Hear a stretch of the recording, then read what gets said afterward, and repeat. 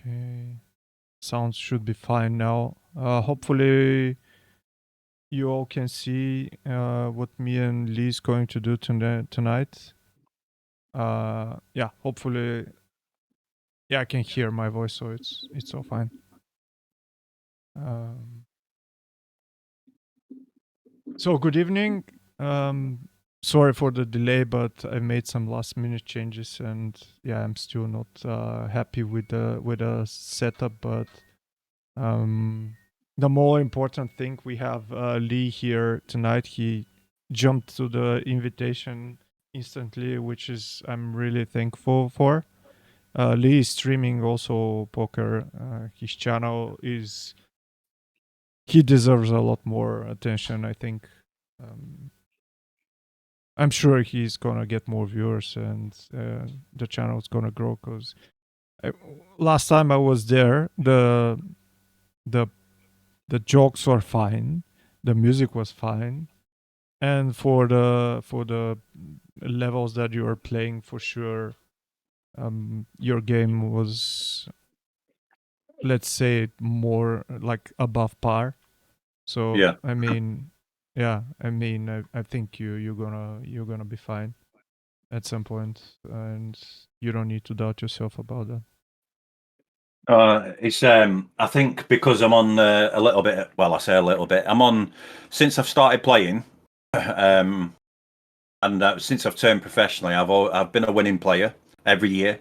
Um, and I had a really bad year last year, but I was still a winning player, not by a lot, but I was still winning. And I'm actually going through probably the worst, my worst downswing that I've ever had since playing.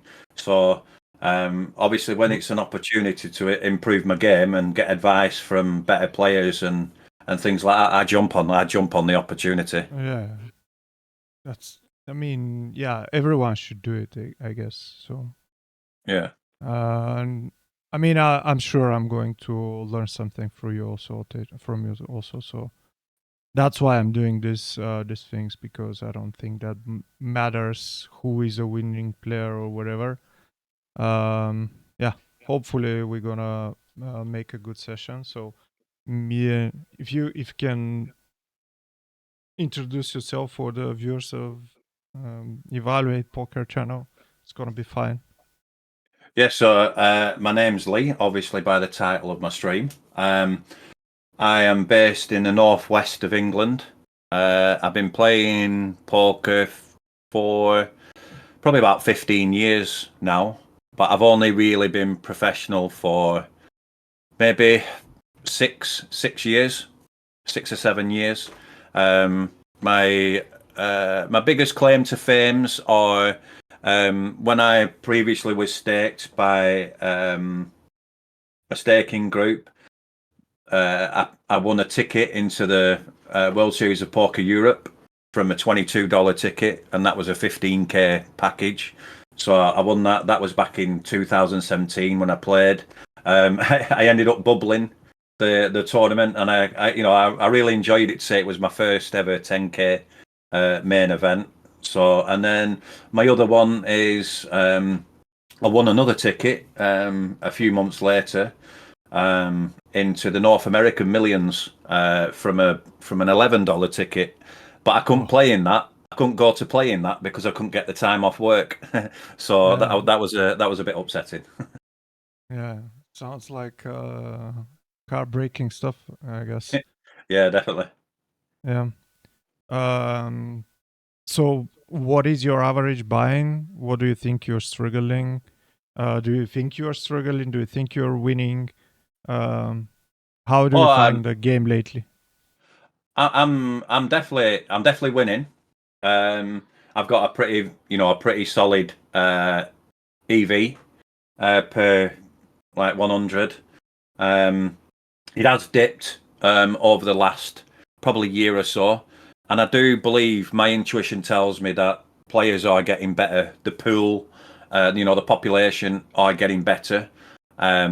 So therefore, that's obviously going to have an effect on things. But generally, I'm really happy about a lot of my game.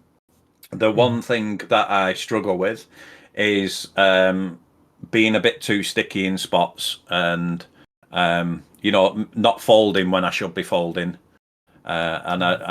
Sometimes I find myself looking for a reason for calling, which is not the one that I don't want to be in that spot. So I do have what I currently I'm staked by Porkoi as well. I'm not sure if you've heard of that staking group. Yeah, of course I do.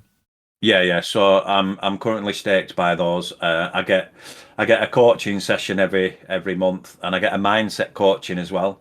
So I've been Mhm. working on my mindset for quite a while, and the river calling is probably the biggest leak that I have had throughout my playing career.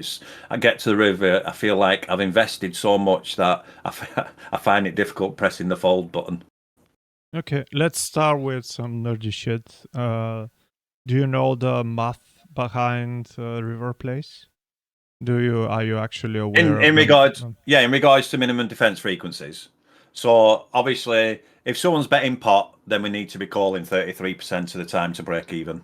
No. That's Ah, yeah, this. that's the pot Yeah, toss, yeah, but it's not. Yeah, yeah, okay. yeah. The simplest way of saying how much I should defend. Obviously, they're offering a different price as a bluff. If they're betting pot, then they need it to work half the time, don't they?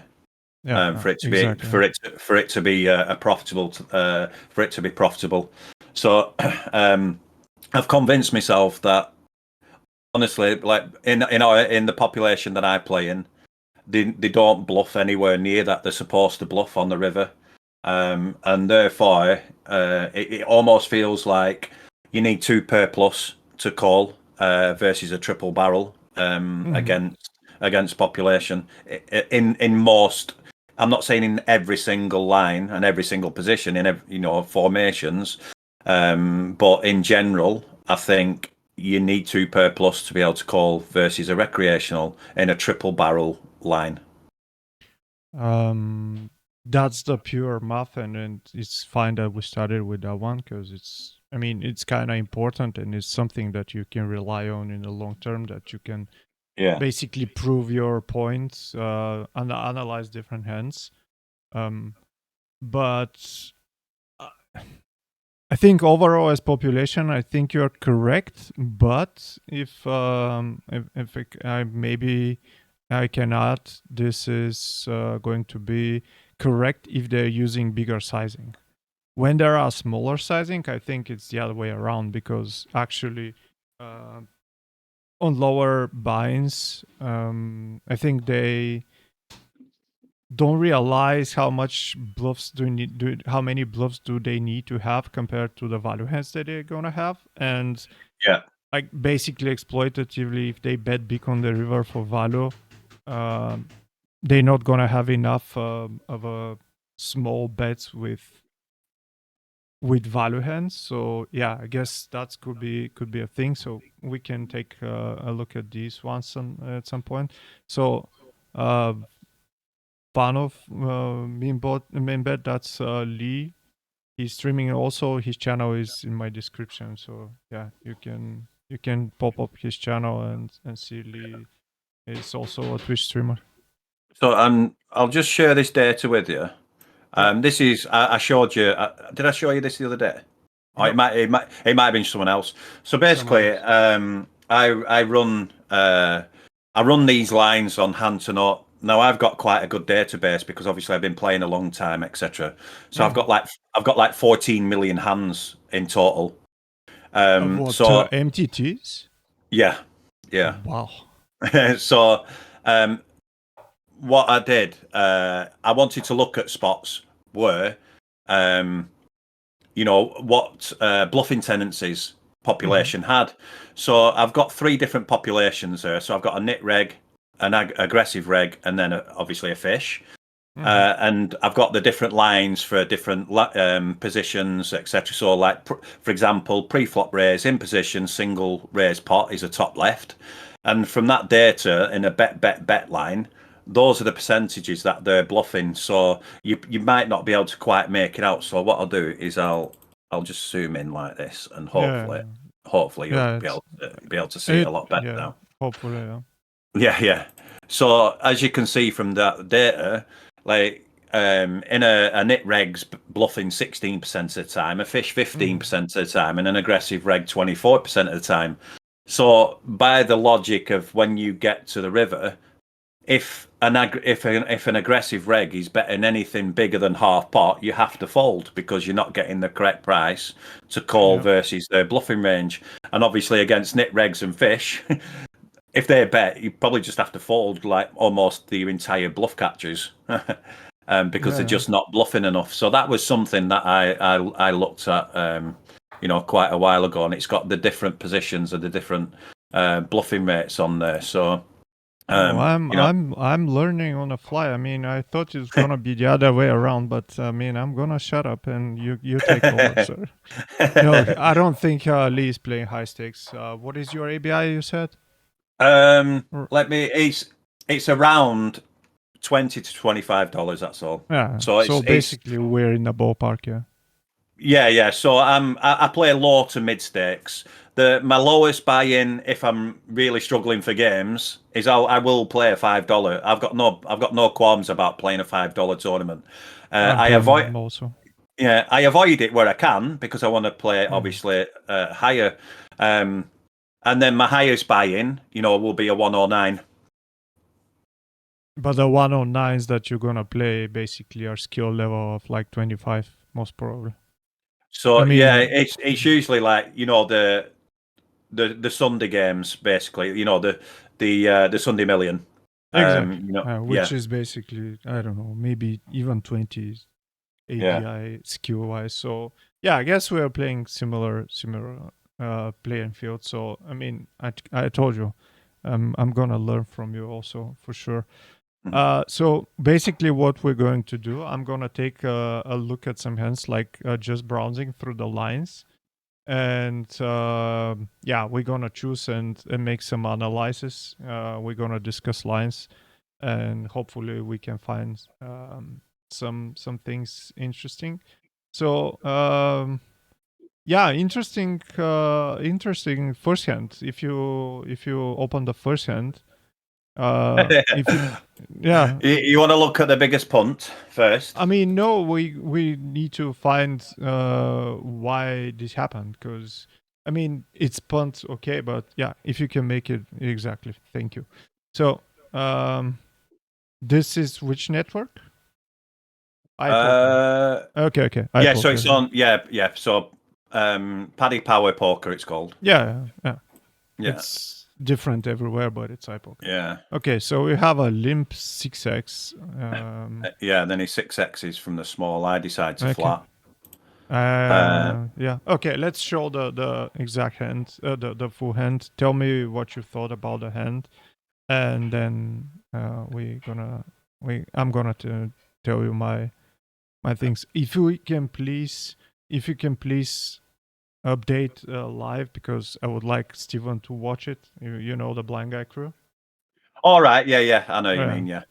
Yeah. So basically, I'm gonna make an example. Sorry, Lee. So low jack. What is it? Hijack limps. Small blind makes it 6. Big blinds. We have 7-8 with about 80 behind. Yeah. And we decided to call. Yeah. Okay. This is where I think we're just about deep enough to be able to call and play in position. Mm-hmm. So I usually work on Ethereum spots where I try and work out my implied odds. So for example, suited connectors. If I'm getting in position, if I'm getting around 10-1 or better, then I'm always calling. Mm-hmm. I'm always calling. As soon as that implied odds starts dropping, then I'll start considering folding, and I probably and play from that way. It's the same theory with when you set mining as well. Yeah. So it's the same kind of theory. So I decide to call. I don't want to raise this hand, and then get jammed on, and you fold in a hand that can actually flop really well and beat some big hands. So that's why I decided just to call. Okay. So we get this flop, and a versus this size, and I think it's like he bets 3.4 into 13.6. So yeah. So I just think you you just never ever fold in this hand to this sizing with a, like we have a nut advantage on this. We don't have range advantage, but we do have nut advantage. And obviously with the back door straight, the back door flush, you just never fold in this basically versus this sizing. Obviously, if he starts sizing up, then you can consider starting to fold then. But we do call, and this is where the punting Lee will take over. So he goes for like half pot, and I'm thinking like this is where I definitely make go punts here. So I start leveling myself, thinking right, I've got all the 4x here. I've got all the the straight. 4x. Okay. Yeah. Well, and not all the 4x, but more 4x than he's got, if that makes sense. True. Plus, I can have the two pairs as well because I'm not three betting ace five, ace three, ace deuce pre-flop. So I've got two pairs. Yes, he's going to have some two pairs, but he's also going to have some ace kings, ace queens that you can put some pressure on. I can't remember if I do anything here or not, or if I leave it to the river. You did. So, yeah, I did. So I went for the click. I just went for the min, the min raise. Because I think it looks stronger than doing anything else. I mean, the other way is to shove, which is not a good way to play this Yeah, at all. yeah.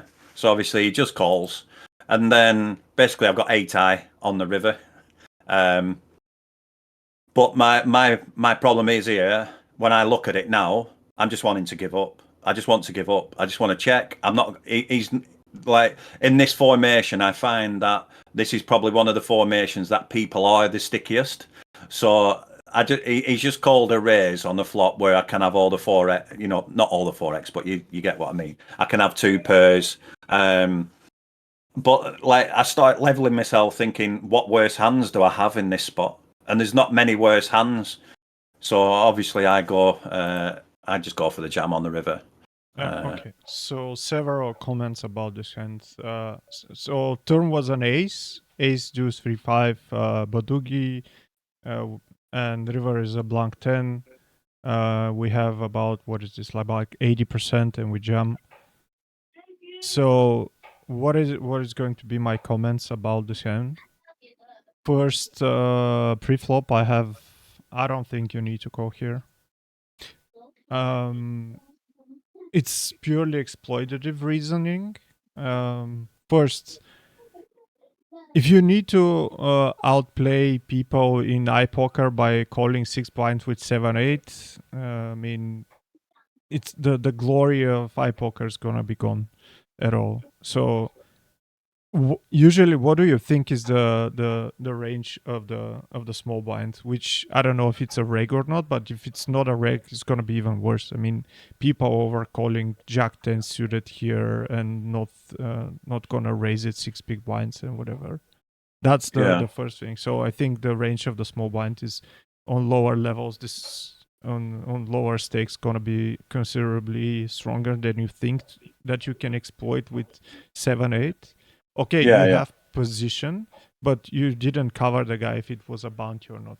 I mean, that's another topic. I can't remember if it was a bounty or not. Yeah, whatever. If it's a bounty, even you don't cover him. And then the next problems that maybe it's hard to consider is Mr. Tsiganos, which, I mean, in Bulgarian, it's like really funny, but not going to go in. I mean, yeah. So Mr. Tsiganos there, do you expect him to fold King 7 suited if he limped? Probably not. Yeah, that's the other, because these hands in a squeeze pot, maybe you can call, but they're not dominated. And wild guess is what people is going to do. Like he's gonna have a hand like King 5 of hearts. He's gonna make flush and he's gonna make higher flush and whatever. So the value of you having this type of hands decreases a bit more, and you are out of position also. Yeah, to the guy behind. So on the flop, I think when you face, I like the way you're thinking. I mean, you mentioned leveling yourself. So basically, if you need to win this hand, you need to be sure that the guy is folding an ace here. Yeah. And I'm not sure that's going to happen when he bets turn. Because if he has just an ace, which is he's not ready to stack off, he's just going to check call, check call. I mean, he's not going to get any value out of sevens anymore or eights. But I like the way you thought. I don't have range advantage, but I have nuts advantage. Totally correct. Usually Yeah. he should check range close to range here because he has a lot of ace king, ace queen, king queen, whatever. Yeah. And I don't think it's comfortable to be stacking off with aces and kings if you were isolating from the small blind. So yeah, in this situation, I don't think people are realizing, and they just don't give a fuck. They're gonna stack off with kings if there is no ace, no problem. Yeah. So that's where the value is. I would like a lot more playing for set mine here compared to 7-8 preflop. Yeah. Yeah. Fair.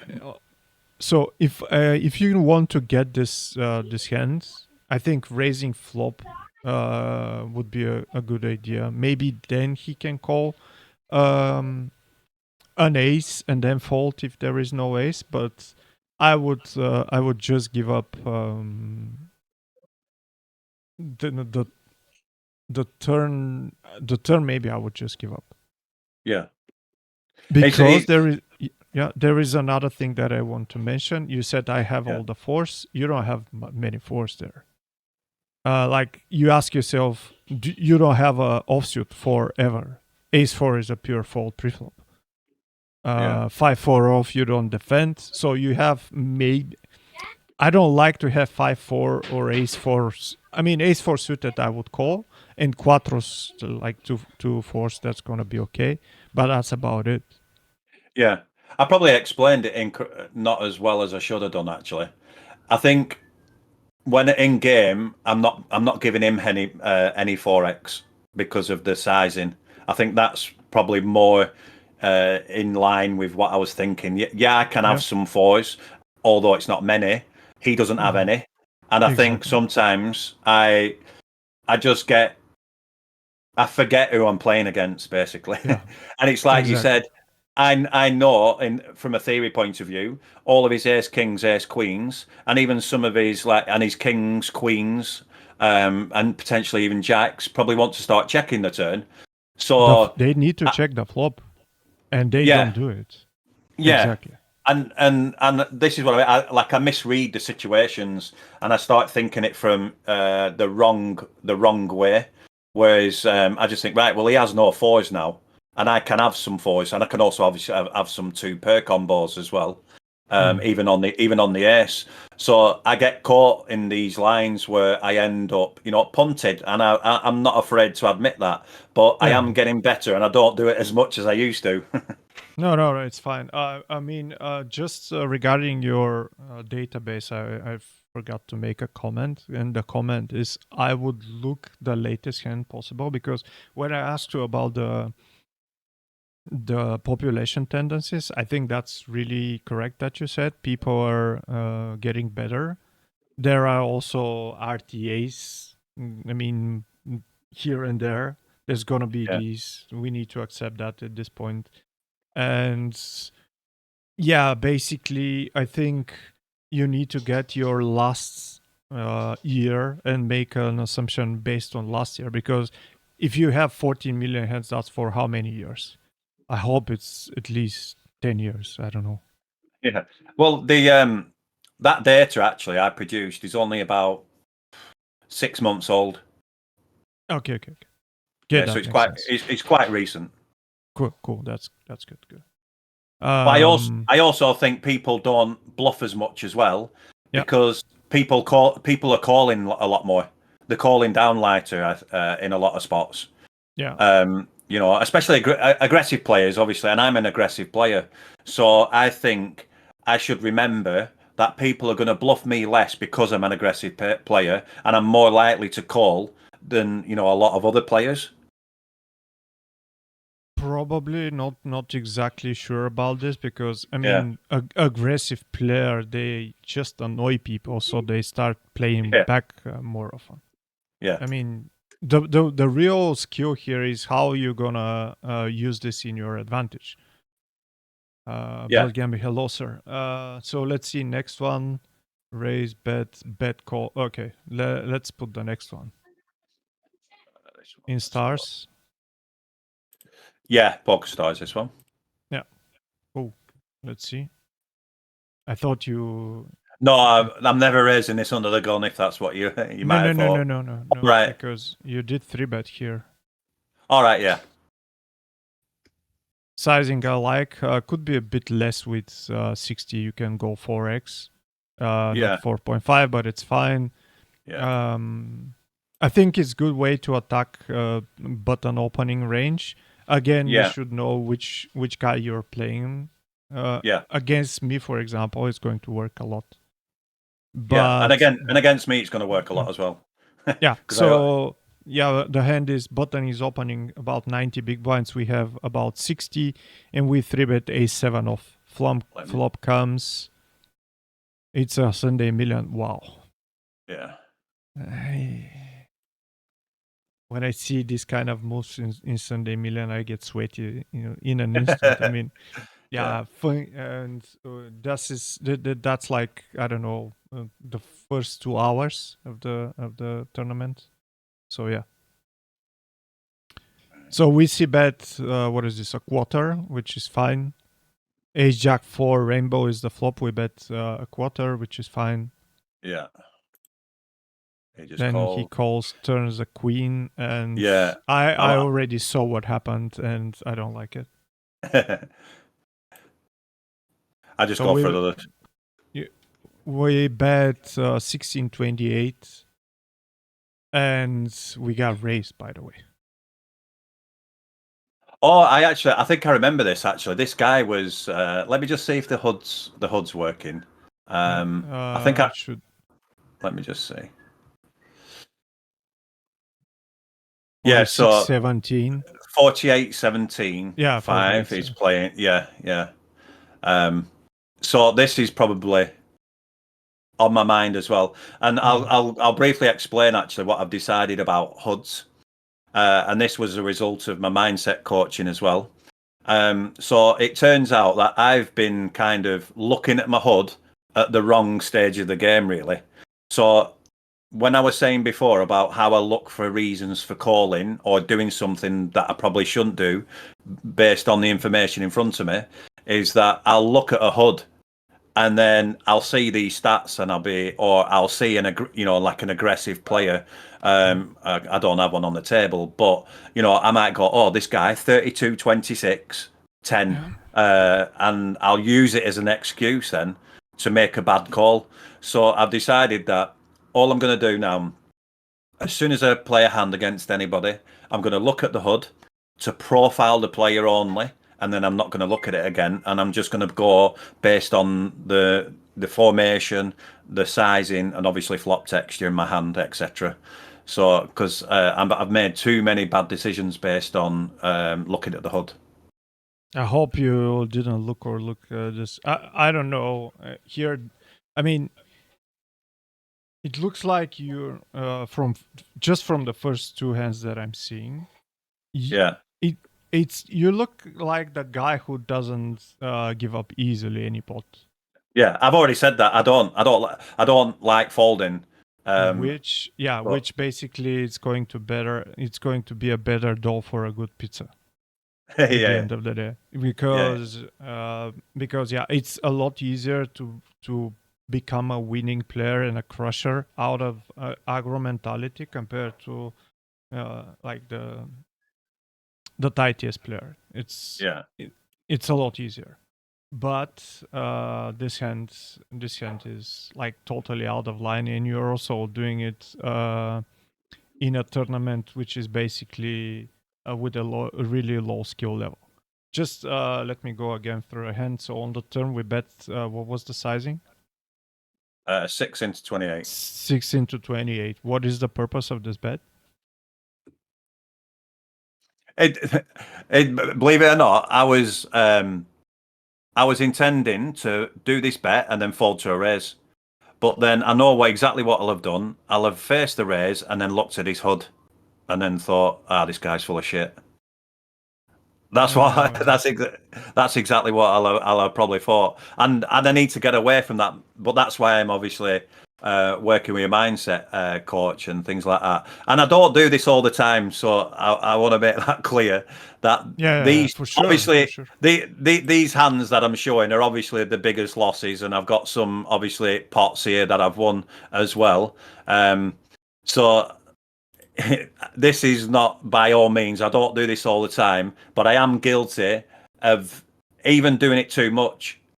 Like, because Yeah. if you do this twice in a tournament, it's probably too much. Yeah, Do you know what I mean? for sure. And that's why I want to get it out of my game, totally out of my game. Yeah. Because it used to work. It would work 5 years ago. You know, doing You, stuff like this we're, would work. I mean, even 5 years ago, on a board ace, queen, jack for rainbow, you don't have value with a7. No, no, I no. mean, Yeah. if he calls on the turn, like imagine he just calls. What are you doing on a, I don't know, deuce on the river? Are you gonna bet again? Yeah, I'm probably going to block. You're gonna block. Okay, so you Yeah. want to get called by king queen, but it's like I just think you he's the can. type of player who could have king, jack, jack 10, especially on this turn as well. Yeah, Uh-huh. he might have some king queens as well. So that's why I go for the smaller sizing. But I should Okay. be folding to the raise, and I know that. I should be Yeah. folding. I should be folding to the raise. I mean, the reason I'm questioning is because basically this hand has no value in my mind, and Right.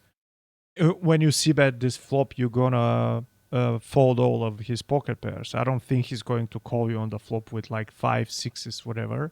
So with a7, you don't want to bluff. Basically, the amount of ace x hands which he's going to have is gonna be a lot more than his, I don't know, jack 10, queen 10, queen, king, queen, whatever type of hands. Yeah. And if you would like to improve your game, just mark random hands, and basically you need to put this into a calculator. So if you want to do it like now, it's gonna be totally fine. So basically, when we on the turn, at this spot, if you want to analyze this spot, do we want to bet the turn um, or not? It's going to be a thing that you can decide by yourself, showing the data from the calculator. Ина, мерси много, човек, за реда. Правя се тук на Daskal, мерси много пак. There is a question, is it better to check turn or bet bigger? Slabenson, there is no value in this hand. So basically, on this turn, we should bet hands that would like to get two streets from a value from now on. So in my mind, that's gonna be, even ace king's gonna be thin, because like, okay, ace king against a recreational player. Yeah, I'm gonna upload everything on YouTube, sir. Thank you for coming by. So against a recreational player, ace king, maybe ace 10 with a small side, but yeah, that's gonna be just pure exploitative against this player. Otherwise, this hand doesn't have at all value. Can you show me the calculator, please? Can you drag it on top of this window? Yeah. Okay, so basically, what I'm doing when I'm analyzing this kind of situation is I'm gonna I'm gonna put first my hand exactly, whatever, Yeah. you don't need to, whatever position. So you go to the other one, yeah, this one. The two cards. Yeah. Yeah, you introduce ace of diamonds 7, so we need to do this for blockers. Yeah. Also put the flop and turn, ace, jack, and quattro, and queen turn. Yeah. Okay, now open another range, whatever. Yeah, it's whatever. Yeah, this one. Right. It's hidden. Finish. Where's it gone? It's Yeah. hiding somewhere. Oh shit. I don't know where it's gone. I have the same problem, and that's because you have like 3 or 4 monitors. Yeah, and I recently changed the configuration, so that's probably why it's Yeah, exactly. It's somewhere. It's a Windows bug. yeah. Uh, It's not good when you're in the middle of a stream, though, is it? yeah, I'm gonna try to make it on my computer. Let's see. Right. Ardemo, merci човек. Спектър, merci за фала му на Март. Големи. I don't know. I don't think I can make it bigger, but if you take a look at my stream, I'm gonna try to do it. So flop was had problems also with my fucking calculator. So let's see. Turns the queen of clubs. You had ace of diamonds, seven of hearts. Correct. Yeah, ace of Yeah. diamonds, seven of hearts. So what is his range pre-flop? I mean, this guy is not gonna fold an ace, right? No, I think he's got all the broadways. Obviously suited aces. Probably So probably defends yeah. ace eight off plus. At least. I mean, Yeah, if it's minimum. 40 something, I think we should assume that. So basically, for this hand, what I'm going to do is I'm gonna deduct his range from the flop, and I'm gonna introduce the turn range. So basically, he's not folding an ace ever on this flop. He's not folding any pair, so he's gonna have this guy gonna have Jack 10 off for sure, the Queen Jack off for sure, King Jack off, all the broadways because they have cut shots, and you bet really small. Yeah. He's gonna, I don't know. Let's leave jacks in as a trap and remove the other ones, and there is no flush draw. So basically, maybe he can call hands like I'm gonna put nines, eights, and that's gonna be about it. Let's remove ace king from the equation because he can jam it pre-flop. I'm gonna remove ace queen suited because he can jam it pre-flop. Whatever. I mean, that's a basic assumption, but against this range, I'm sorry guys, I cannot make it bigger because it's like old software which is not updated and it's not made for high frequency for high resolution monitors. So really important these ticks to be checked when you're making this these calculations. Displayed card remover, hints of combos in the matrix and display combos. And when you make the calculation, you can see that A7 has only 47%. On your knowledge about poker math, you're gonna understand that even only on the turn, you don't have value anymore. Because most of his hands are going to beat you. And that's gonna be a way that you can basically assume possibilities of you making bets on certain streets. So putting the time in, making the ranges, visualizing the ranges, gonna improve your game a lot. But you need to be, of course, objective. So even with that amount of, so the important thing is you need to understand how many of the combos are beating you and how many of the combos you're beating, and what is going to happen after this. I'm gonna remove it. Maybe I can use it again. But the idea is, if you bet the turn, you're gonna block river, and maybe exactly this player, he's gonna call you with jack and 10 and queen. But if he folds a bit more hands, like he can fold 5-4 or whatever, maybe on the turn. But ace-7 doesn't profit from this. Like, you don't want him to fold weaker hands. So in this situation, against a totally recreational player, I would consider checking turn, calling on the turn, and folding on the river maybe, because it's hard to bluff on ace jack, ace queen jack. Yeah, basically all the draws came there. And if he checks, then you can use a bigger sizing on the river. And if you imagine the amount of money you're gonna get on the river is gonna be a lot more than 1/4 on the turn and block bet on the river. Yeah, I agree, but It's I think Sunday like Million. yeah, That's a I Sunday I Million. I know like I've witnessed him doing some random stuff in the game, and I've just made it. I haven't made it about poker, if that makes sense.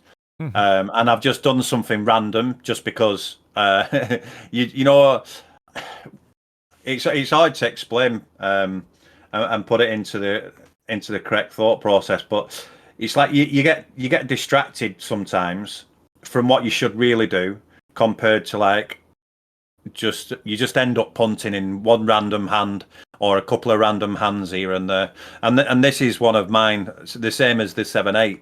You know, it just happens to be back to back because those are the hands I've chosen, where I've lost the biggest pots. So you know, it's I'm a lot better than what I used to be. Trust me, because I used to do this a lot.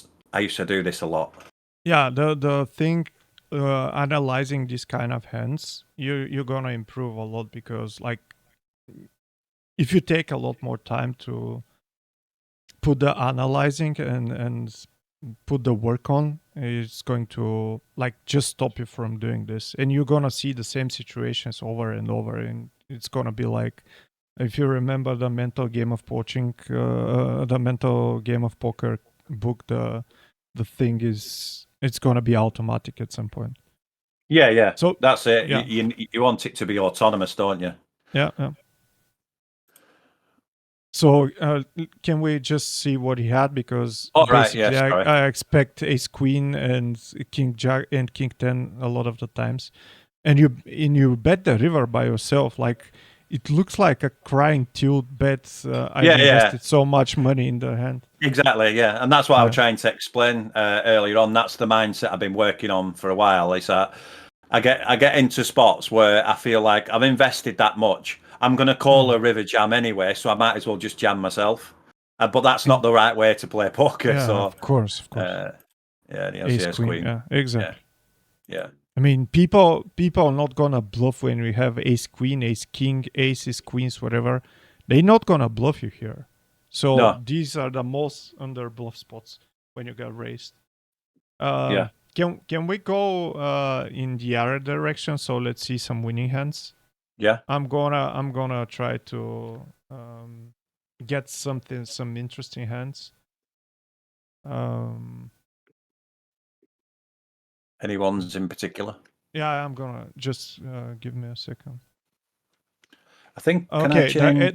the ace ten hand is looking interesting because I don't know if you need to bluff it. Yeah, this one. Yeah. That's the other thing as well. What I've been working on recently, and I do a lot of stuff on GTO Wizard about hands that I bluff with or not on the river. Okay, let's see. So So situation is button opens from 300 blinds, small blind calls with 200, and we have about 90 on the big blind with ace ten off. yeah, And we 3-bet to 11.3. Okay. Button fold, small blind calls. We have ace ten off. Flop comes queen, 7-6. With two spades, we don't have a spade. And we bet what sizing? That's super like, small. again, a quarter, maybe a bit more, like 28% or something. Yeah, He calls, turns a 9. I can tell you I can tell you already why I bluff the river. So Turns a I go Okay, for a turn big is bet a now. 30, 31 in 37, and you are leaving 45 behind. Yeah, Okay, I'm gonna have some comments about this also. yeah, Okay. yeah. He calls, and the river is a king of spades. Flush comes, but yeah, basically we're kind of bottom range, and he checks. We bet in, and he folds. Okay, so this hand is far more standard, but I think it needs to be polished a bit. First Yeah. thing is ace ten off is not preferred squeeze preflop. Reasoning is with big with big stacks, you don't need to have that many offsuit combos, because Yeah, with big stacks, usually you're gonna play a lot more post flop. Just people gonna call if they have like 30 big blinds, they're gonna be obliged to fold or jam, and then blockers gonna be fun because this is a bluff, right? Pre-flop. yeah. Okay, so basically a semi bluff, which can Oh be yeah, decent. it's kind of an in between, is it? It's almost like Yeah, it's like a semi bluff type hand. yeah, the But merge hands exactly. yeah, I play off obviously. I have ranges, and like this is a mix for squeezing against button small blind at 100 big blinds. Hmm. So Okay. obviously that's why, and I do RNG it as well. I don't, I always RNG it. So I know if this is a mix, if I hit a low number, um, I'm squeezing. If I hit a high number, I'm calling. Okay, so it's the other way around for me, but yeah, Right. I'm All gonna right. try. Yeah. Yeah, But but this it's is still the same should be a, concept. yeah, I should be, it should be a low frequency, because here you can squeeze with a lot of suited combos. So flop comes queen 7 6, and we have ace 10. C betting is makes sense because he can have like, what is small blind range when he calls? He's gonna have some broadways, most probably some suited aces, which most probably is gonna be worse than yours, and you're gonna have he's gonna have a lot of pocket pairs, which basically is gonna be our target on the flop. We would like for him to fold deuces, fours, threes, fives, whatever. Maybe if he's not brave enough, he can fold hands like nines, but I doubt it. Okay, so Yeah. flop comes queen 7 6. We bet small. He calls, turns a 9. So that's, now you need to take a look at your range and where ace 10 is. So do we have better bluffs than this one? I would suggest king jack for sure. Jack 10 also, Yeah. because Yeah. I mean it's open ended, but yeah. So ace 10 I think it's fine because you're still blocking queen 10 ace 10. You're gonna have a good shot now. You have better bluffs, but I mean it's correct. It's gonna be a problem if you try to bluff with ace king, ace jack, ace 10, all of them, because right now you don't have that many combos for value. You have nines. You have to have queens. You can have queen nine suited if you're more aggressive, but basically not that many combos for value, because again one pair type of hand is going to be problematic, since he's gonna just trap you with 7 6s for sure. Yeah. I mean, people are almost exclusively do just check call with sixes, and yeah, you need to have an information if you want to bet thin with, like, I don't know, queen king, queen jack, whatever type of hand Yeah. you have, because nine is not a blank. I mean, he's gonna have nines, he's gonna have eights, he's gonna continue, he's gonna have um, I don't know. Some players have 10-8, but hopefully this guy didn't. Yeah. But I think the yep, okay, I was just going to say, I think the plan was to bet big on the turn and then check back most rivers and just give up because I felt like once I've gotten that size in, he's not going to he's not going to fold. You know, a big part of his range, depending what the river is. But hmm, when this river came down, I just thought that yeah, because I block the straight, etc. For my reads as well, I think they're just going to donk jam the river with flushes. So I felt like it's actually a really good card to bluff on the river because that's what it felt like in game. hmm, And I probably still do it now, if to be honest. But okay. I might play the turn different. How are we gonna play it now? So like I think this hand actually can probably potentially check back and then potentially bluff rivers when they check again. Okay, But it also might just check back twice and take showdown because it does. You know, it might. But I actually don't know because it's probably not a spot that I've studied a lot because you don't play these kind of spots. You know, a lot, do you? You don't play a big blind squeeze spot that true, often. true. So I haven't studied it that often. So I also don't have simple three way as well, which would be quite handy because I do.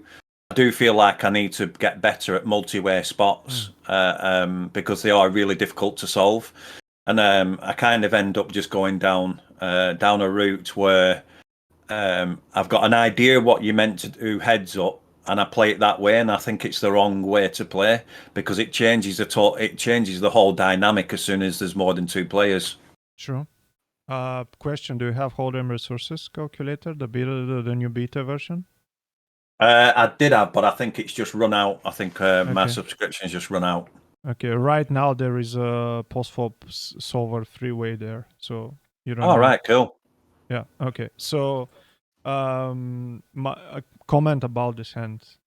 So you wanna bet big, so basically you can fold him out of something, and if you don't get it, you're gonna fold. Okay, Yeah, right? Okay. yeah, Just think about the other concept. I think your hand is good to bluff. Since he's going to continue with ace x of spades, he's going to continue with I don't know, mm, jack 10 of spades for sure, or whatever. He's gonna have some pocket pairs also. He cannot fold if he called like fives, eights, tens, jacks if he has them. I don't know if he has them because, like, again, most probably on lower buy-ins, people's gonna have tens pre-flop sometimes, or I don't know, they're gonna be sticky with threes, fours, fives sometimes with a yeah, spade. I don't know, but take just try take a step back and try to think about another concept. You can bluff with small size here, with smaller size, not with small, because your was really big. Basically, you're repping aces and I don't know, some kind of nine set, which is going to be really good because you're unblocking a queen. But not so many hands gonna go that big. I mean, if you have king, queen, queen, jack, I don't think you can get value with that big of a sizing. So in this situation, I think you can go smaller, but then apply a higher pressure on the river because you see, maybe because you know the population, it's really most probably they gonna bend on free streets of aggression with progressive pressure, if you can put it that way, like small jump, they gonna turn out on the river with what wider ranges and easier auto faults on the river. If you bet big on the turn, you're gonna just make their smaller their range more condensed, and they're gonna have hard time to fold the river. So if you bet smaller, you can maybe still get called on the turn with a hand like, I don't know, tens, eights. I mean, they gonna call eights for sure because it's like open ender. yeah, But then you can apply higher pressure because making that SPR on the river, like smaller SPR, you're gonna like make their call easier on the river because they receive better price for it. yeah, And one more comment: if you have like a lot of combos like this, I would like to have a spade. Like if there was, it was not a king, because like king, I guess, is like almost automatic bluff with yeah, whatever thing you have, because then yeah, you're gonna have a lot of. But imagine this won't be a king, and some kind of a, I don't know, deuce of spades. Then controlling the river bluffs, I'm gonna use always a spade in my hand.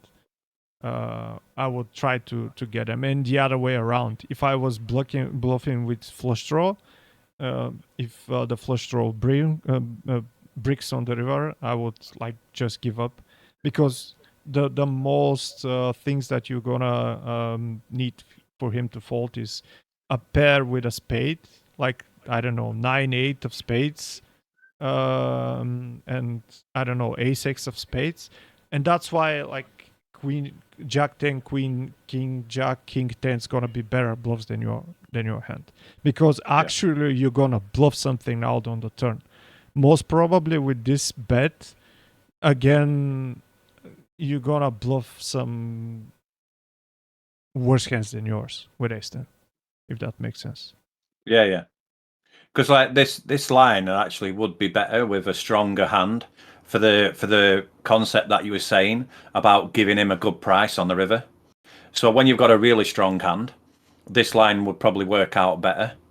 And then using your worst bluffs to balance, which this wouldn't fit in this in that category. This wouldn't be the worst bluff I could have in this spot.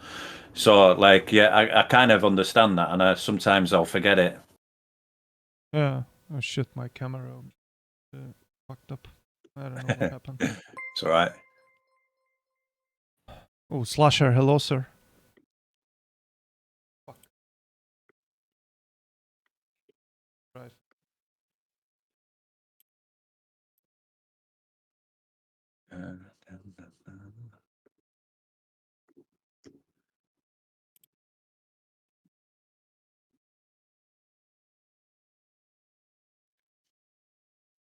Yeah. Slasher, You're right. thank you for the subs, buddy.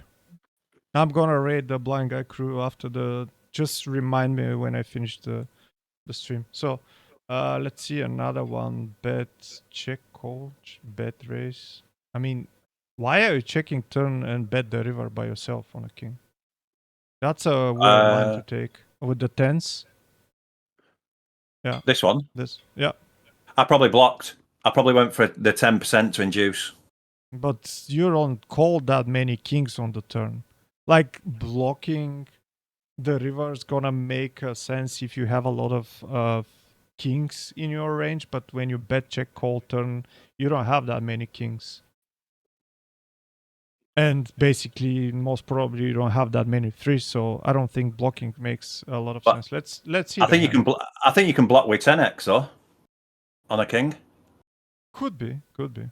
I think you can block with your 10x. Yeah, but what? I mean, what are you getting called if you block two tens there? That's the other problem. Yeah, but it's not about my hand. I'm not playing it for this specific hand. I'm playing it for my range.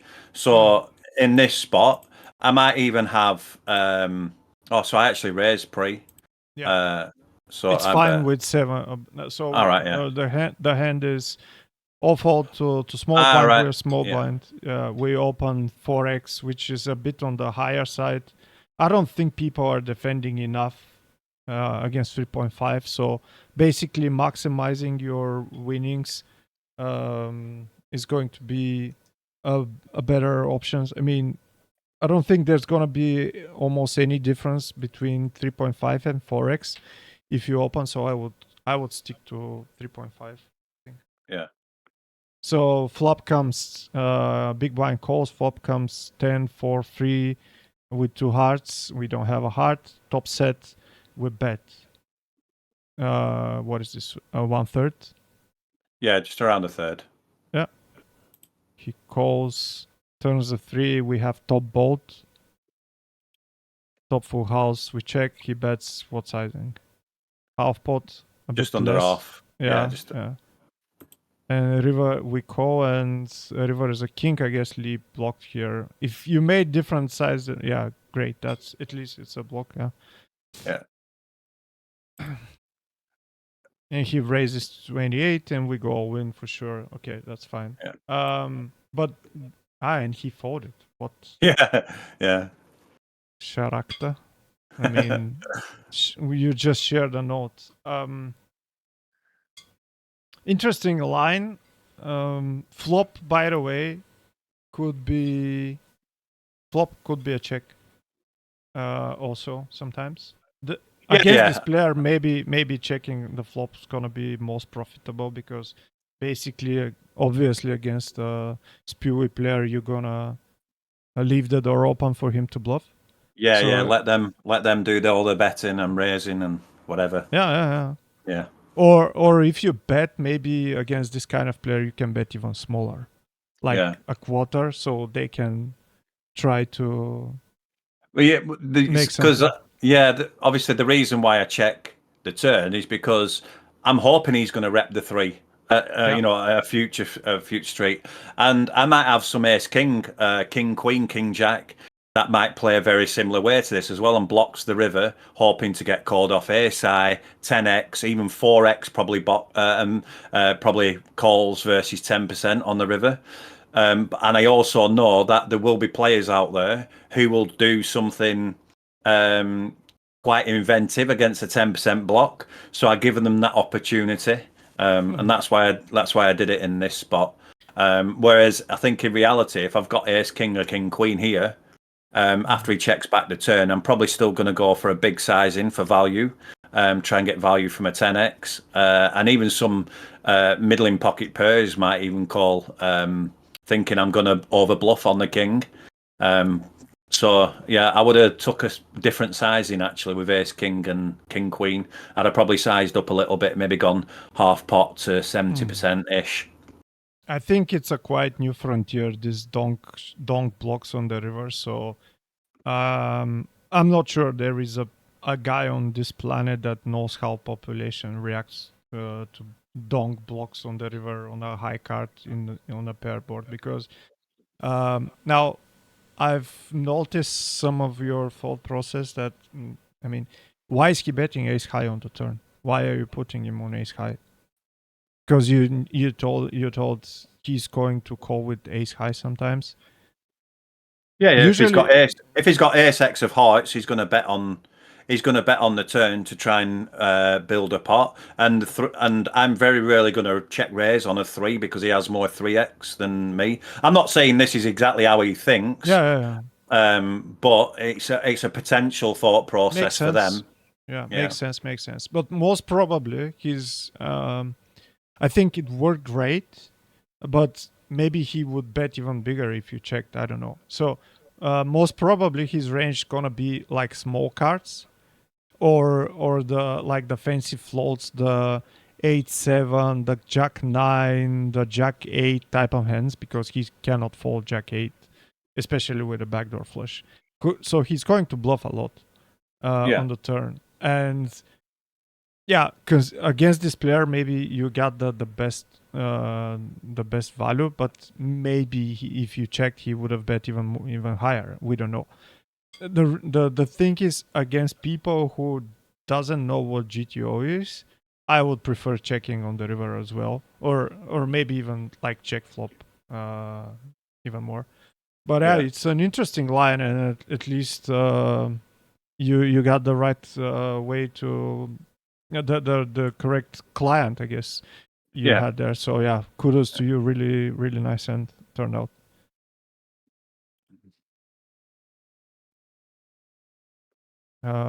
Five deuce check raise, Yeah. double check raise. What nice, and bet the river and you won. I mean, I'm coaching on like almost on a regular basis, because in my coaching staking group, I'm coaching two guys regularly, and also um, I think for you, I'm kind of surprised that you have only once a month study sessions, which I found it's a lot on the low side. In our community, we're not that many, of course, as poker, but we have joined sessions twice a week, and at least twice a week, and basically everyone in the small Yeah, this community. is this is just one-on-one sessions. We do have other other sessions where we study as Okay, okay, you know, you study as a group and things like that. okay, okay. And obviously, I've also got access to a video database that's Yeah. massive. It's got like Giraffe Ganga in, Pawn Diddy. It's got some Yeah. really good players in there. So yeah, You have some of giraffe style for sure. yeah, I don't know if it's a compliment or not. Especially, basically, I mean, taking it seriously on lower buy-ins, I think like most steadily game and like basically fundamentals is going to be a lot more profitable. I'm sure. Just like be less creative until you get into the deep phase. Then I yeah, think aggro players gonna dominate. So yeah, the actual double check raise, the river is like really easy to overbluff then with five deuce, if you can see. So Can you open the 5 deuce hand? Because Yeah. like you are making a lot of interesting plays. And the weird thing is, it's not actually. It's not a play I do very often. I very rarely do a double check raise. Very rarely. Do we want to say? Do we want to tell you a secret? Go on. This F Manzoor guy. Do you know what his c-bet percentage is? Who? Oh, This this guy here on the left. yeah. Let me have a look at his HUD, see if I've got a decent sample on him first. You're gonna have decent sample. Oh yeah, 10%. I haven't actually got a good sample. It's What? only 67 hands. Okay, But this, 98% for 2K hands. I have c-bet. it's got what? 98%. C-bet. Yeah, double checked with a friend of mine. So yeah, Wow. and he's the guy. Yeah, but to be fair though, all my hands are on Hold'em Manager 3, not PT4. I only have a million hands on this, and then I've got all my other hands are on Hand to Note and Hold'em Manager 3. So I probably have three of them. Why do you have all 3 of them? Well, to cut a long story short, is I had PT4 originally.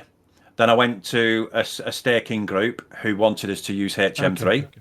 So that's basically why. And then I use Hand to Note because it's better for study and research purposes. True. Yeah, population tendencies. Okay, so he opens 3x from cutoff. Someone, it's a random, I guess. We call. Yeah.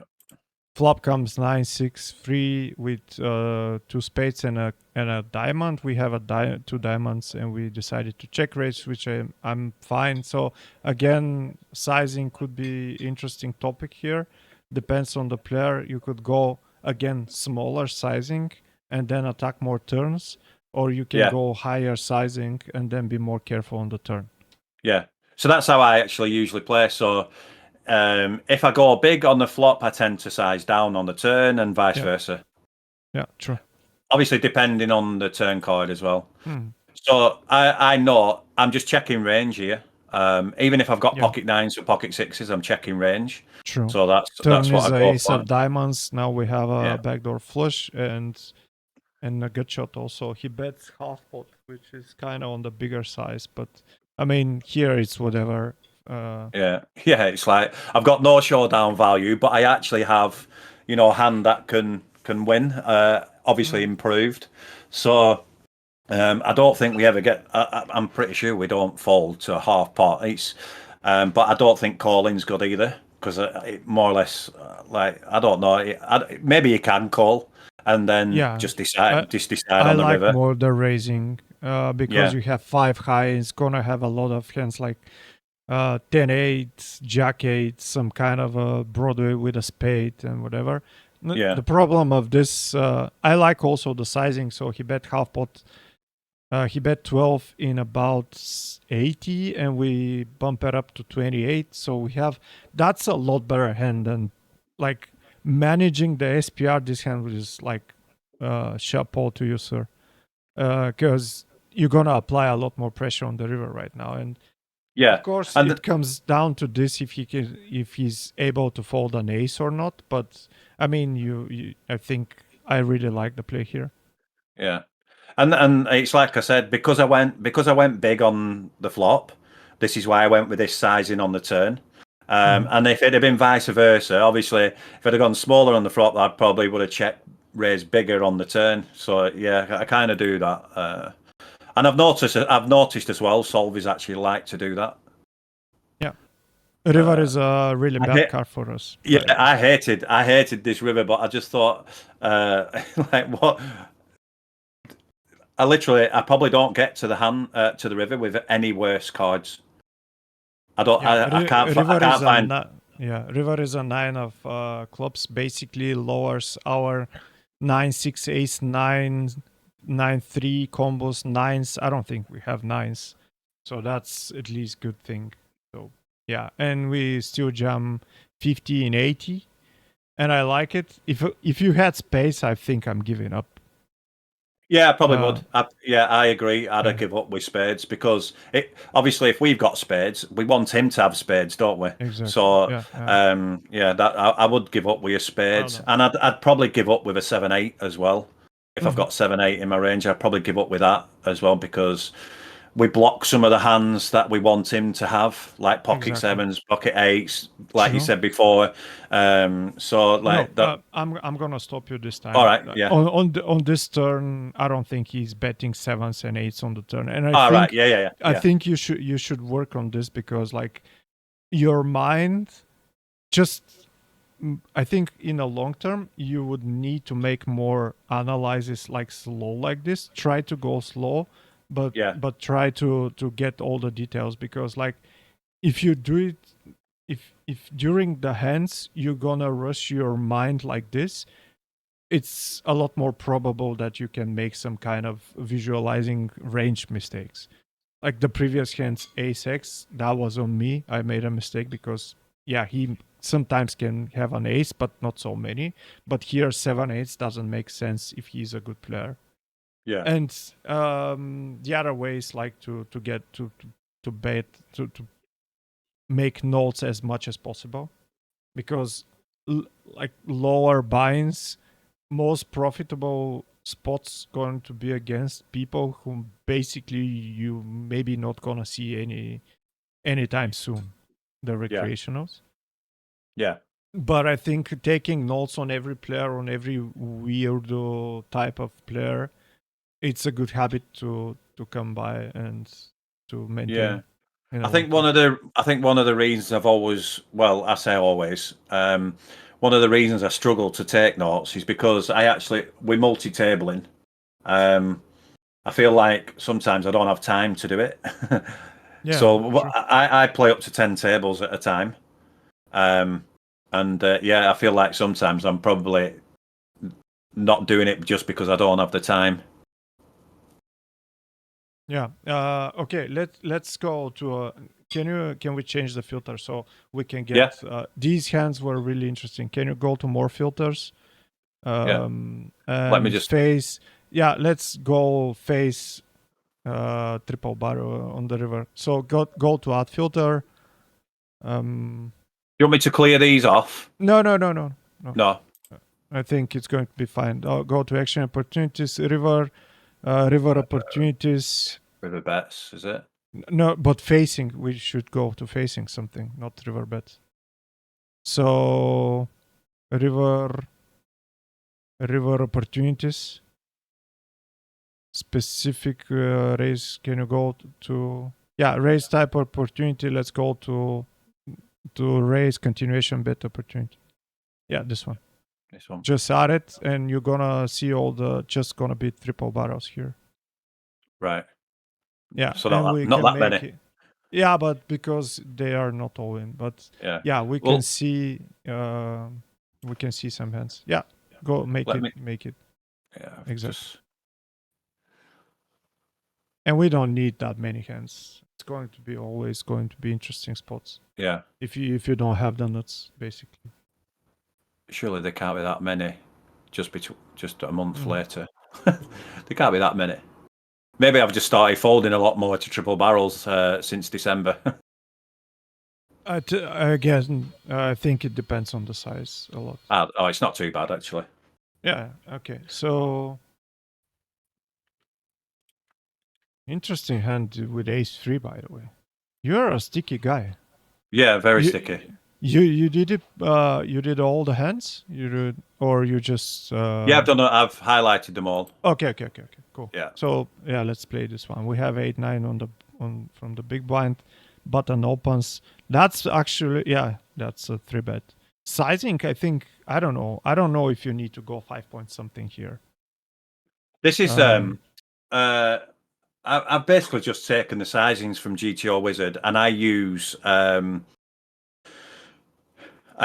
basically I've set my buttons according to that, so it obviously speeds up things a little bit. So Yeah. sometimes, obviously, this is going to be a theory 3 bet, but I think against in the games that I play, I can probably get away with sizing down a little bit because they're not going to defend the same as a solver would. On versus every size, they're not gonna defend. I mean, regulars. I mean, they're not gonna defend. And against a Yeah. recreational, that hands. I mean, if this guy is like playing 50 VPIP, you don't need to three bet this hand because the purpose of three betting 8-9 against the button is for him to fold like king 9 off, and recreational is not gonna fold it, and you're gonna be Yeah. in trouble a lot more. Yeah. Okay, Yeah. so we three bet to 10.4.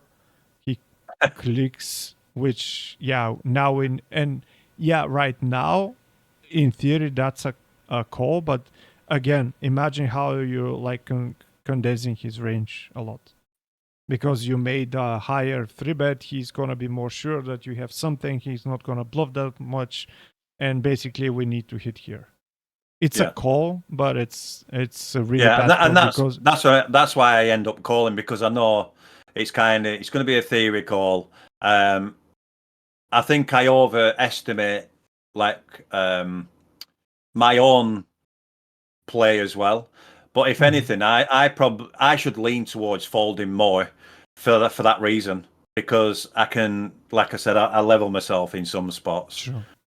So Yeah, that's why like old school kind of I have a set I bet type of play is gonna win more money yeah, in lower yeah, stakes. There are still players who are using like 15, 17 VPIP strategy that beat the games, yeah, which is So he bets even a weird size. The pot is like 46 and he's just betting like just over 17 third, in which just over a is third.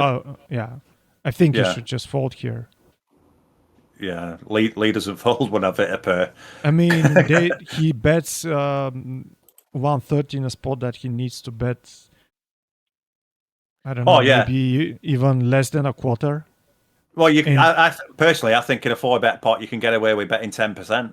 exactly, Yeah, exactly.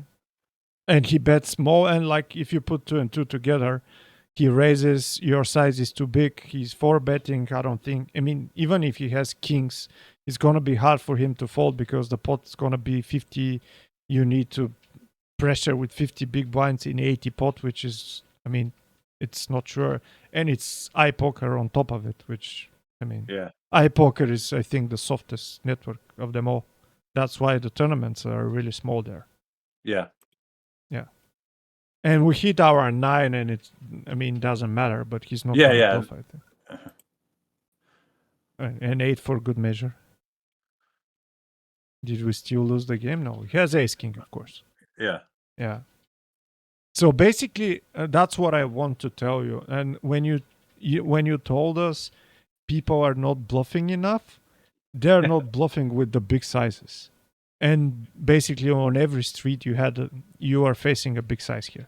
Guy is so scared of the flush draw. He doesn't realize that we have almost no flush draws here, but he's still scared. And people still gonna play like this in 2024, which is why me and you are going to continue playing. Otherwise, I don't know. yeah, I don't know what yeah. you're going to do, but I really don't know. After 14 years in poker, I might try to go for, I don't know, I, I, I, construction. I can't give it up. I'm just like totally hooked by the game. I love it, and I just Yeah. can't.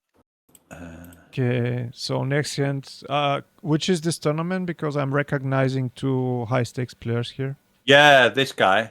Oh, Yeah, I won't be surprised if I punt here, because this, I know he's very, very aggressive. he Very is. aggressive. He's like extremely aggressive.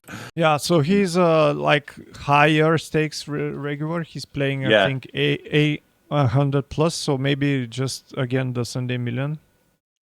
No, it's No, it's $50. 50 It's just a something. 50. 50. Yeah. Okay, it's just a 50. It's no bounty. So Yeah. he's opening from what is this low jack? We're Yeah, defending Lord. 10 4. Yeah, we're defending 10 4 suited. From the big blind flop comes king 5 10. With two diamonds, we have none. And we have no backdoor. So he bets a small size, which I think in theory he should upsize here a Yeah. lot. Yeah. I But think it it's should be at whatever. least, I think it should be around half pot.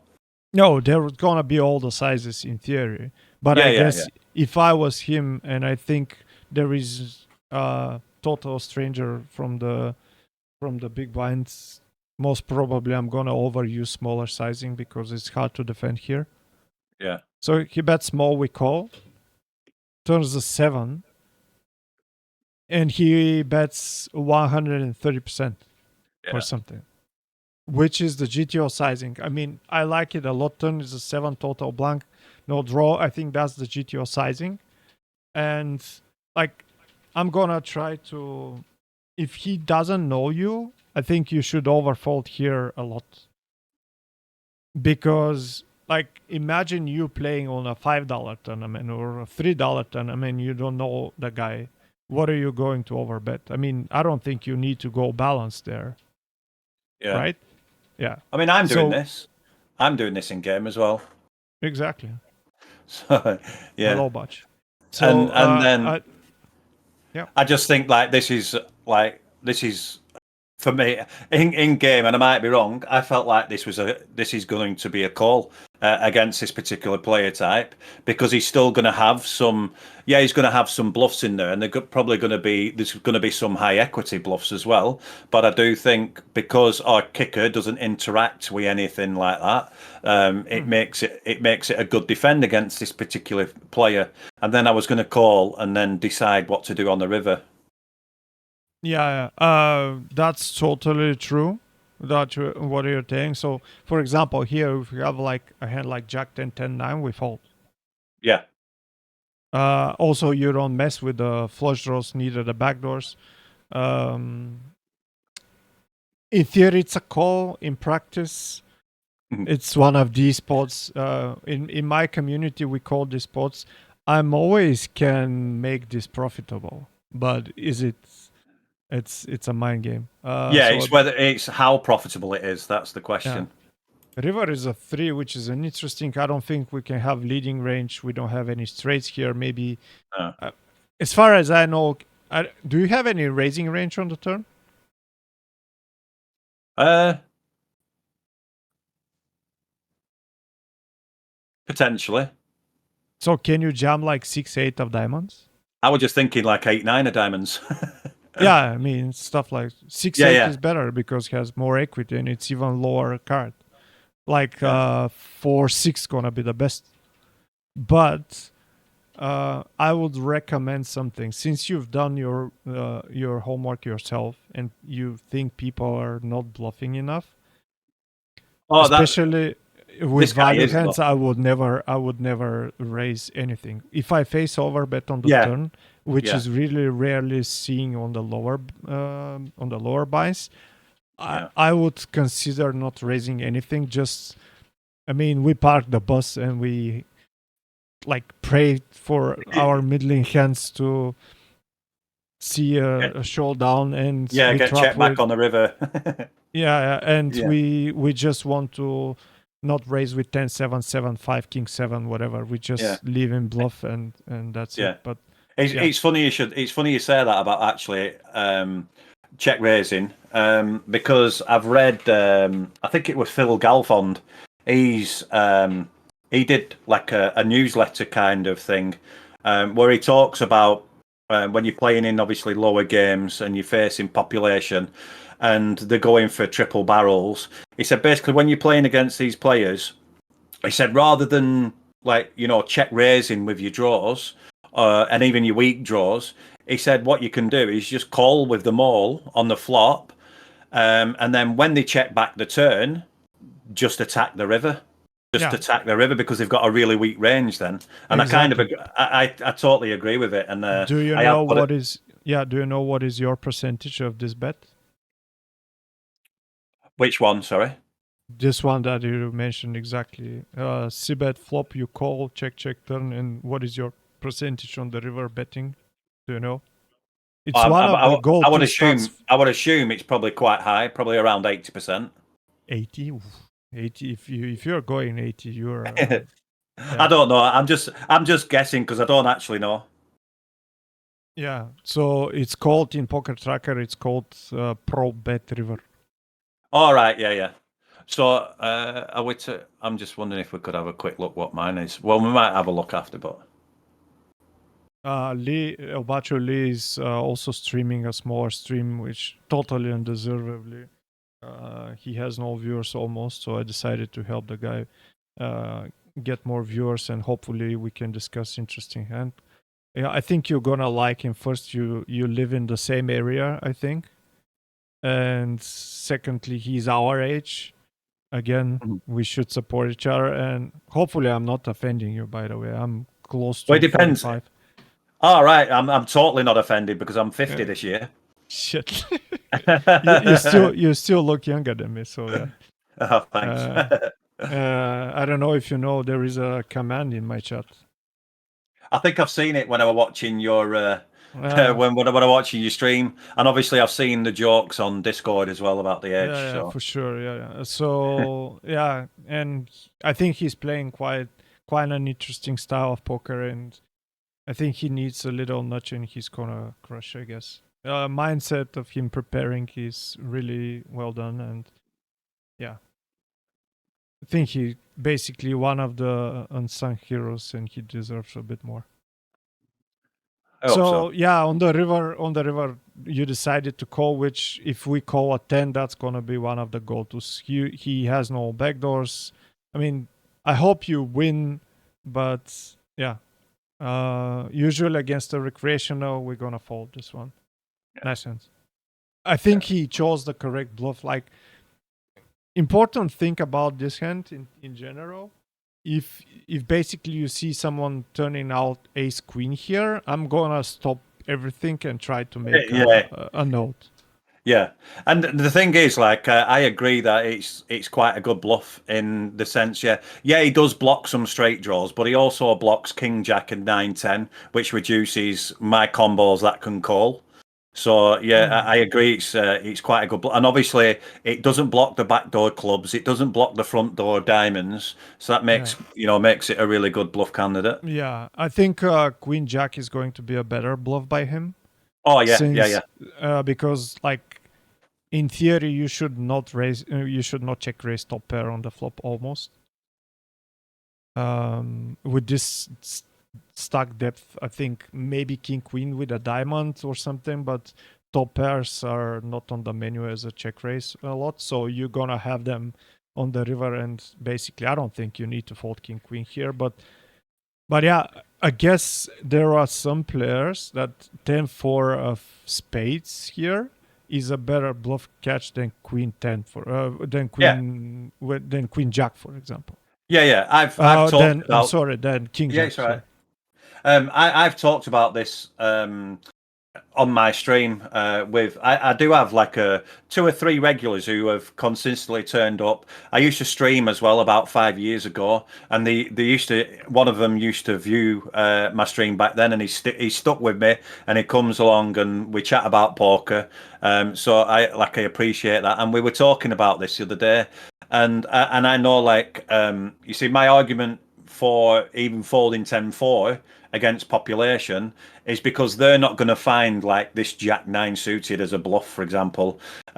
So they're just going to get to the river with predominantly value. And I don't think blockers are as important with recreational players as they are with good players. Yeah, true. I mean, I kind of disagree with your mental coaches about the HUD, because basically when you're playing lower binds, you're gonna have a really high variety of different types of players, and like Yeah. recognizing them instantly, like as soon as possible, it's gonna be a high EV. Like, No, there's that's gonna what be he's some recommended. That's what he's recommended. okay, okay, okay, Yeah, okay. I was doing it the other way around. I was waiting and Oh, I was actually waiting. I'd play a hand and then I'd look at the HUD after the hand, not after the hand, but on the river. I'd be looking at a HUD. I'd be like, right, what am I playing against here? And then I'd look at the stats, and that's the wrong way to do it. I should be looking at them first. That's the first thing I should be looking at, yeah, for so I can sure, for sure. profile the player. I mean, for me, it helps that I have, like, for creationals, I think I have like 4 tags different colors, just to have like a player profile. So this guy would like to overcall against, like, I'm gonna battle this guy, I'm gonna fold to this guy or whatever. That helps a bit. Okay, Yeah. that's a nice hand. I mean, in theory, it's a call. Could be a call. Depends on the player against this guy. Chapeau. Next hand. Nice hand. Yeah, I'd also played a hand, I think, before, and I just had, oh, just got a follow. Hey, Ibacho's just followed me. Thank you, mate. Thank you very Yeah. much. So where's Ibacho I hope from? he's from Bulgaria, but he's living in Sheffield. Ah, right, cool. Sheffield is actually my opposing county. So I'm from a county called Lancashire, and Yeah. Sheffield is in Yorkshire, and we're big rivals. So he's living in a rival county. Uh, he used to stream a lot. Ah, cool. Yeah. Won't be a second. I've just got to reply to this. It's my wife's birthday on Friday, and I've booked a meal for us, and they've just tried ringing me to confirm the booking. So Hope you're not revealing secrets on stream. uh,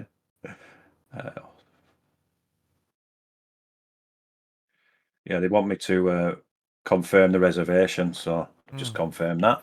Got that sorted. So here we are in the big. I've had a similar nickname like yours, but it meant balls. Right.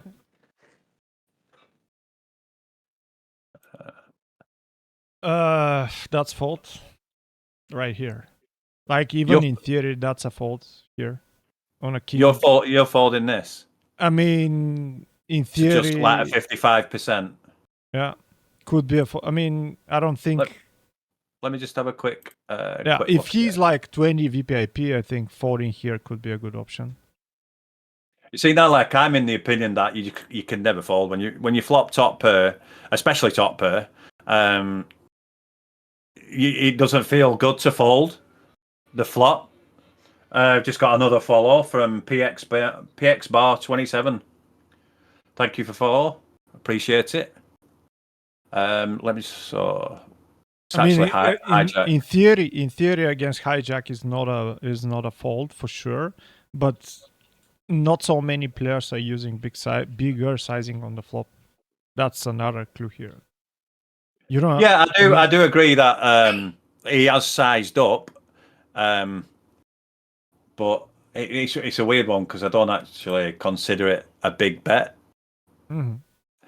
Let me just have a quick look. So I think you should, like, yeah, try to make a stats like yeah. a I mean, in population, and this is theory yeah. is actually mixing a little bit. He's predominantly calling, but he's actually check raising a little bit as well. But that Does obviously, I understand that that's against another solver. When it becomes against population, or even if it's some kind of reg as well, it's probably going to adjust its range somewhat.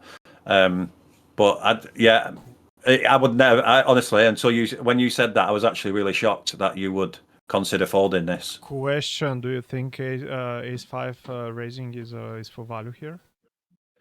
Oh no, I think it's definitely not. It's definitely not check raising for value. Exactly. If it's check raising right now, I mean, it that makes it that the solver is like basically uncomfortable continuing on the turn. Yeah, And but it's like, only doing it 7% of the time. yeah, it's, I think it could be some kind of a you need to fold hands that gonna bluff us type of shit, which, I mean, I don't like. That play that I told you is like purely exploitative. There's gonna be people you gonna call once or twice, but I mean, you don't love. It's hard to love the spot. I mean, against hijack for sure it's going to be a call, and Yeah, yeah, but let's see. So flop is ace king nine, and he bets more than a half pot in about 50. yeah. So It's like we yeah, call, and it's turn probably is about what? 55%, isn't it? Yeah, yeah. Turn is Turn a is four of spades. yeah. Now, if he bets big here, which he should do, like he needs to polarize himself. We need Yeah, to know, in theory. Okay, that's better. I mean, he is yeah, betting 8 into 13, which is I mean, obviously that's already not the normal spot here, Yeah, not the theory. and I think if he'd have gone down the line of betting big, I'm folding. But because of Then this, yeah, because of the sizing, I obviously end up calling. yeah. Okay. So just to wrap it up here, what do you think his bluff should be? Do you think he needs to bluff small pocket pairs here? Yeah, under Yeah, pairs. Yeah, yeah, yeah. definitely. And these are the questions that I'm gonna ask myself during the play. Is Oh, I this know the he's guy? supposed to. I know he's Yeah, supposed to. Whether he is doing or exactly. not, whether he is doing or Exact, not is a totally different exact, question. I know I am, but exactly. I don't And think population are. yeah, and I think that's a big problem for a lot of players, including me, that you always gonna assume opponent's action through your kind of thinking, and that's Yeah, where you're so projecting. not right. Yeah, Yeah. so not right. I agree because I was really guilty for that. Just a couple of years ago, I was projecting way too much, thinking, "Well, I'd bluff this, so I'm going to expect them to bluff it." So Exactly. I get out of that mindset now because if I was still in that mindset, I'd be calling a lot more rivers than I actually do. Mm. So You s- my plan was to actually call this bet, and if I don't hit two pair on the river, and he bets again, I'm folding. Even if he yeah. goes like 60% pot, I'm still folding because I just don't think he's going to have anywhere near enough bluffs in his range, and I'm just going Mm. to end up like it'd be horrible if he value towned himself and bet like ace eight for on the river, thinking he might be bluffing. And like I just don't want to put myself into that spot. Calling and then seeing that because it would irritate me. It would annoy Yeah. me that I've made a bad call on the river. So my plan was call the turn, assess the river if I don't hit two and hope he checks back. Mm. If he bets, I'm just folding. I think against this sizing, you should call though. I mean, if you, that's why I told you. I mean, flop fold is an option, but when he's betting smaller, then now you are again unblocking everything. Again, fold ace 10. I think ace 10 should be a Ace fold on jack, the ace, river. yeah. Ace jack ace 10 should be a lot more folding because um yeah, he's not going still not gonna value bet ace 8 here. I mean, No, no, I'm after not. every No, I'm not yeah. saying he would do, but what I meant by that is that if he was bad enough to bet, value bet or bet ace eight on the river, it just makes my call even worse. So I get really annoyed with myself if I put myself in that spot. So my Yeah. plan was obviously call the turn, um, and then reassess the river, and then I Yeah, would I would fold versus more sizing. Actually, half pot is the one sizing that I'd probably call. exactly. Or that one, which is yeah, he bet 16 in 28, and from recreationals we're gonna see a lot more queen 10, queen jack. I don't know, a random 7 6 whatever. But Yeah. the problem is they're not gonna bluff the deuces, the threes. They should fall bluff, I guess. Oh yeah. So there is a question: do we call ace 10 on a blank? I, I'm Um, I'm I'm them pocket threes and pocket sixes in his point and sevens. From his point of view, I'm jamming river. I think it's over bluffing. Yeah, you should like. I think yeah, sevens could be okay, but I mean the problem is if you want to take them all, that's already kind of a over bluffing opportunity. Oh yeah, yeah, yeah, yeah. And Yeah. yeah, and I, then I, you need to decide if the spot is really good to over bluff or not. yeah. I don't think it is Are you because ever me check? and Are you ever check jamming this river? against this size is possible Yeah. I, because yeah. I can't honestly remember what I did. I don't know if I check jammed, Okay, expecting just to a get called question. off ace queen. So let's answer the question. Do you think we're gonna call ace 10 against two thirds here? Ace 10. Ace 10 on a blank, like on No, this run out. I'm Yeah, folding. yeah, Folding. Yeah. yeah. So actually, ace deuce is the best combo that you can have against recreationals. I Yeah. think yeah, against this size, check jamming makes sense. Yeah. I decided to go for the check call Mhm. because my assumption is I won't get called by worse hands. I even think like population would probably fold even a hand as strong as Ace Queen. I'm not saying at full frequency, but I Yeah, do think they would fold at some frequency because but it's such an underbluff. I mean, they probably don't know it, but to check jam the river here in this spot is such an mhm. underbluffed line. It's hard to get value. Hate to grill you, but you should take notes from what you've said and never play the A7 hand again. Never ever. Because it's basically the same spot, and he even did it on the turn. Oh no, I know. Exactly. I will never play that A7 like I did. I'm actually. I say I never will. I'm going to promise that I will never do it 95% of the time because I can't promise that I won't Okay. do it at least once again. So, Okay. uh, No, I mean, yeah. and Ooh, so he he had, is bluffing, Chris. yeah, yeah. But he's one of those that doesn't want to, you know, commit all of his stack. So Mm. quite interesting, So, I suppose. so yeah, that's why basically ace five sometimes against earlier position you should fold. If he bets big, you should fold ace five against earlier position, Yeah. So because if he's under the gun, yeah, because yeah, he's not gonna have that many things to bluff like the jack eight, the queen eight, I don't know, suited whatever, yeah, and then you should know again, even if he is not that early of a position, is this guy capable of bluffing? So if you want to, I'm gonna share you the way I'm doing the notes. yeah. It's gonna be like really easy. This one can turn a pair into a bluff. That's gonna speak a lot when you check out the note, because it's really Yeah. important if he's bluffing. Yeah, so Uh, you just do a really basic thing, like I mean, I have done notes like that actually. yeah, I've done a similar note to what you just said, and yeah, I've put like capable of turning a pair into a bluff on a bad board. exactly. I So mean, yeah, yeah. Basically, uh, even more I don't know, precise one's gonna be C bets, three barrels, low pairs as bluff. It's ready. yeah, yeah, And yeah, that's gonna, like, if you make this kind of note, you're gonna assume this guy can check raise the backdoors. He can check raise, for example, high card with backdoor flush. He can check raise some kind of bullshit. He's always gonna check raise trips, not gonna trap trips, whatever. So yeah, basically, it's gonna be useful in a lot more situation, not concrete like this. yeah. Do we have all in on the river with two pairs ever?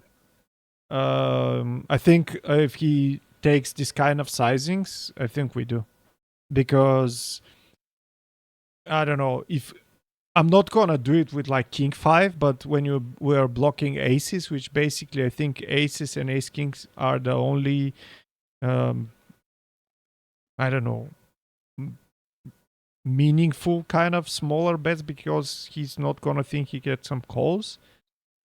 But yeah, if there is a bounty and whatever, we can maybe consider jamming here. Okay, Yeah. go to the next one, please. Are we to do one more, and then we've done the 2 hours? Yeah, it's, yeah. So we're in the big blind again. Hopefully, We seem to be in the. Actually, it makes sense actually to be in the big blind when you're facing a triple barrel. you made the filter for it. Ah, right. I Just for the yeah. blinds. All right. Mm. Okay. So this is just So blind on blind. small blind opens seven with about 75 big blinds. We defend and we cover. We have 7-8 suited. Flop comes king 8 with two clubs. We have 7-8 of diamonds. No backdoors. He bets one quarter. That looks like more of a riggish kind of play. Yeah. Interesting if the tournament is a bounty, because can we check? Because if it's not a bounty, he should limp his range here. Yeah, it's Yeah, bounty. it's a bounty, but it's $12, so we don't expect them to know that. Yeah. I might have gone for a raise here. I can't remember. But I might have raised for a little bit of protection. But when I think about it, I think I think you can mix here, potentially. Mm. But I think it probably just calls a lot because it's gonna you're always gonna in position. You're obviously gonna realize your equity a lot more than out of position. So I think that's why you get to just call in a lot of spots. Oh, so I Yeah. do call. I do Question. call. I was just Question. wondering if I Yeah. might have raised. Yeah. Question. What do you mean by protection here? Just protecting from overcards. Will he's going to fold to overcast to an 8 if you bet them? Uh, who knows? I don't Yeah. actually. I know what you're saying, and I Yeah. get that. But I was probably being on the defensive just in case I raised. So Yeah. yeah, Yeah. he's very unlikely to. Exactly. And I you don't mean, have the correct kicker. I think we should do. You should do it with ace 8, yeah, just yeah, we're like a strong. Yeah, yeah with stronger kicker at least get called by worse 8s. And yeah, again, like a small detail, but it's kind of important. I don't know the guy. I mean, we don't know the player because it's like GG doesn't allow to see names here. But if yeah, he's a decent player, he's not gonna open that wide because he's covered for bounty, and that makes his pre-flop range a bit yeah, stronger and a lot stronger if he was covering. yeah. So that's also should be considered. So he bets quarter, we call, turns the 6, gets the second flush draw on the turn, bets Quar- 3.3 big Quarter blinds in again. 12. Quarter again. Which Yeah, makes it doesn't make much sense to me to yeah. take this size in after I've called, obviously on the flop. So I just decide to call again, I can whether you can consider raise or not. raising. Yeah, Yeah, I think yeah, raising is a better line here. And I think it's called like something like a freeze raise. You yeah. So go you get a free to, river. You get a free river, don't you? yeah, and you don't even, if it's not a regular, you can make it like 8 maybe here. Yeah. It's What funny, would but what would your sizing be? 8. 8, So yeah. not so like it's almost like 2.5x, 2.6x, isn't it? Yeah, basically, we Yeah, will like to get for a cheaper showdown. Never do it yeah. against Brazilians for sure. Or, I mean, never do it against yourself also, because you're I was like gonna, yeah, I was gonna say you're. because in my last staking group, I was an adopted Brazilian because they said that I'm not a typical UK player. You are not for sure, for Yeah, sure. Yeah, that should be your next nickname, by the way. It's a yeah, good one. River comes as 5 of clubs, 5 of which clubs. completes the flush draw from the flop, and he bets bigger. And that's actually it's not a good sign for us. Yeah, Um, yeah, I mean, I'm gonna consider more folding here right. because I mean we have a like if you consider your range, you're never going to fold a flush draw. You're gonna have higher rates also. I mean, you're blocking the straight, but what is a straight? 7-4, 7-9, could be 7-9, but if like it's really hard to predict in lower binds what the guy is doing. But I mean, it doesn't look if he has jacks right now, he's going to bet for value, which I mean, hopefully he's not going to do it. But if he's not opening, like, what are the bluffs right now? What do you think are the bluffs?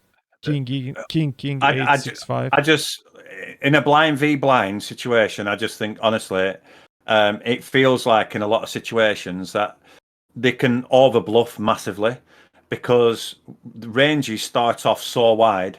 By the time they get to the river with too many bluffs, and they don't But know that, which ones. They don't know which ones though to bluff with and which mm, ones to give up with. So they end up bluffing too much.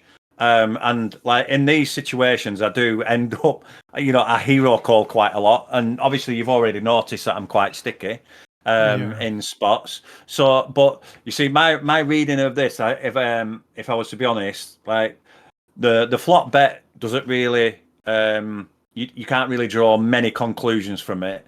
But the turn bet was quite interesting because I think it eliminates, like I probably eliminated some of his flush draws because it felt like if he had a club flush draw, he would have bet bigger to try and get me to fold either an 8 or an ace high, etc. So I felt like he would bet size up on the turn to try and target those hands. And then obviously, so I didn't really put him on a flush on the river. And I thought, I've probably for that this has still got enough showdown value to call this sizing. But I don't know if that's the right way to think about things. But it's not impossible, but it's more unlikely. I mean, that's the first spot from the triple barrels that I don't like calling here. I mean, I'm gonna fold more often because, yeah, let's see what he had. 8-5. yeah. What is this, a bluff? This is a question I often ask myself. I see a hand What? on the river, and I think to myself, "Are you bluffing? Or are you value betting? Exactly. Okay. Which one is Okay. it?" Okay. So overall for this pot though, I mean, that's why raising turn makes a lot of sense here with 7-8, Yeah, because like when first again notes on the hand, like I'm gonna try to get all the notes that I'm thinking about. First, he is not a regular. He knows he doesn't know he needs to limp the entirety of his range preflop because he's covered. Okay, he doesn't know it. Then he's gonna bet small sizing when he has some kind of a middling hand. That's why like turn makes a lot of sense. When he like tried to point out that there are two flush draw, 8 and a 6, so there's also some kind of a weird straight draw, and he's betting small. Usually recreationals, when two flush draws, they don't bet small where they have it. yeah, they bet big. Yeah, they bet big. But on the river, I mean, I don't think he's bluffing. I mean, I think you got lucky because his kicker is weak, but he again can make it with Jack 8 also, Yeah, which is not fun. And for sure, he's gonna have the flush draws. I've seen people. So he's gonna have some flush draws for sure. I've seen people that are trying to sneak in smaller bets just to get it cheap to realize equity and see reverse. So I don't think the way your thought process was, I'm excluding flush draws. I don't think that's the right mindset. I don't totally exclude them. Yeah, I just think he has a lower proportion of them because of his sizing. I mean, with if the player shows this hand, me and you are just like guessing here for sure. Yeah, We don't know what this guy is going to do because it's like it's out of our system long years ago, I guess. yeah, But I mean, you cannot exclude flushes, and if you look at your range, you're gonna have flushes by yourself a lot. Hope I mean up up in size, I think it's going to be less likely for him to bluff. It's more, you've seen the bluffs from the recreationals: high size, lower size, and that's like relatively. I mean, percentage of the pot. yeah. These are the weaker lines. The other way around, it's kind of worse. But yeah, I guess against this player, it's whatever. Yeah. Okay, let's take one more.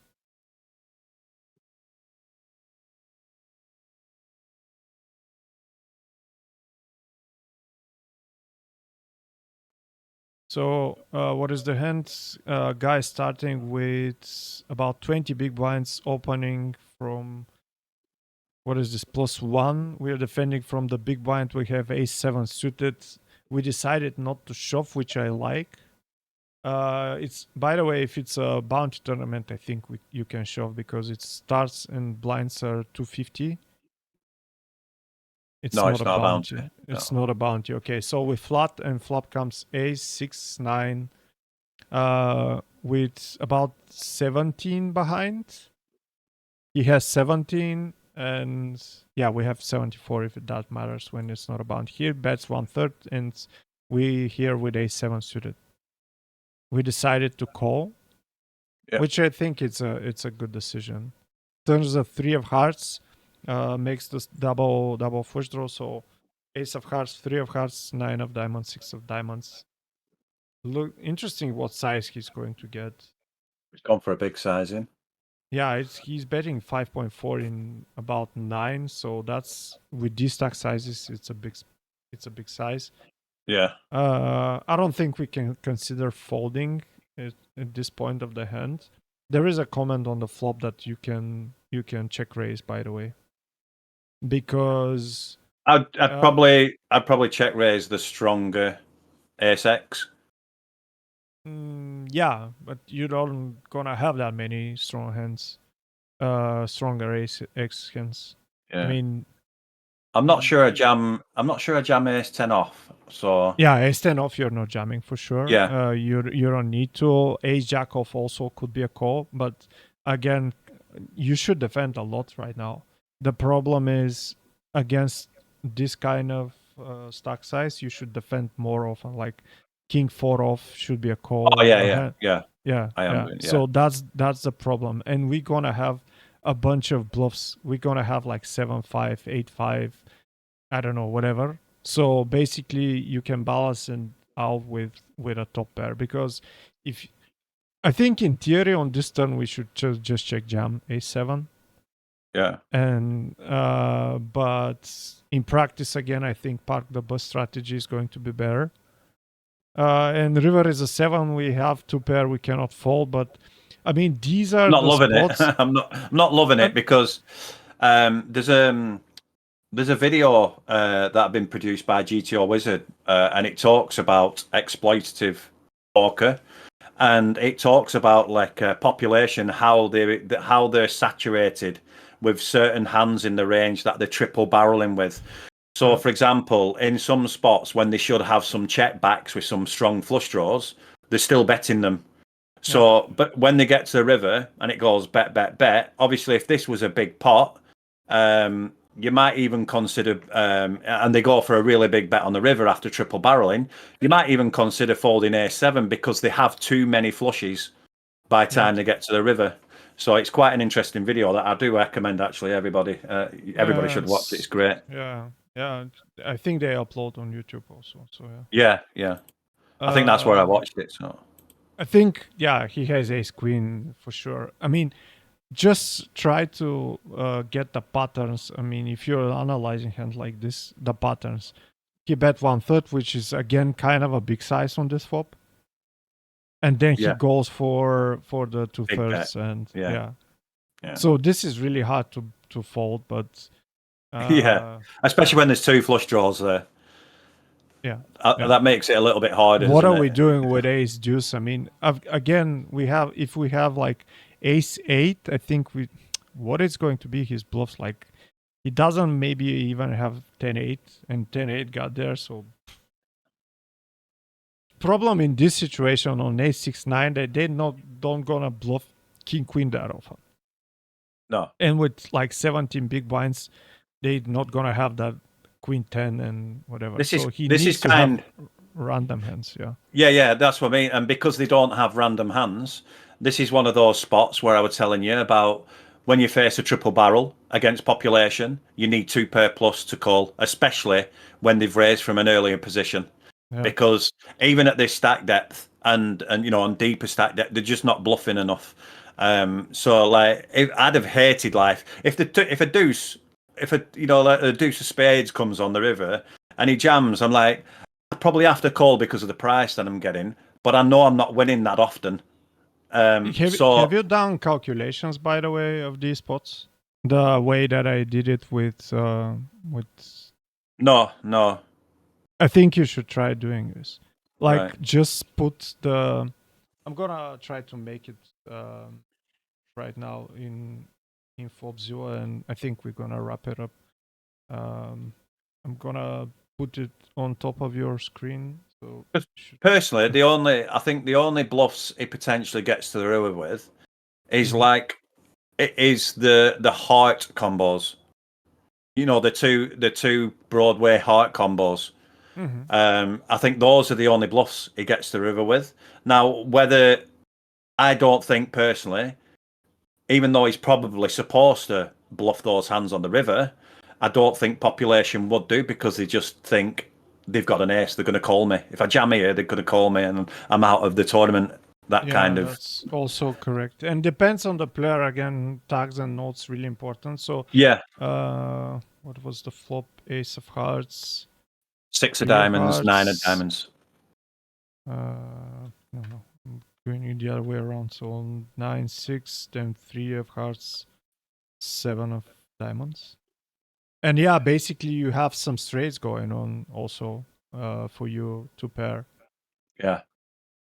So it's not a easy board to value bet thing. I mean, I don't think he's going to value bet ace 10 here, or he shouldn't maybe. So if we consider which hands he's playing like this, so for sure aces, nines, sevens, sixes, he's gonna have them. Threes, I don't think he's. That's. I mean, I'm gonna try to make it more clear. I'm starting first from the stronger hands, and then Yeah. I'm Working going to. down. Yeah, exactly. So Yeah. then it's going to be the ace nine. Hopefully, he's not gonna have ace nine suited. He's gonna have ace seven, ace six suited also. Ace three suited. I think he should still open because it's like early phase of the tournament. Then going to be the ace king, ace queen, and here with every calculator you're gonna get the combos. Number of combos is a good way. If your mind can process this really quickly, it's a good way to use it. I mean, right now Yeah. on the river, he's betting. What's the size on the river? We're just under half pot. Yeah, so it's around half pot. Yeah, so basically, for every for every combo of value, no, for every 3 combos of value, he needs to have 1 wolf. I think Yeah. it's like this. Yeah.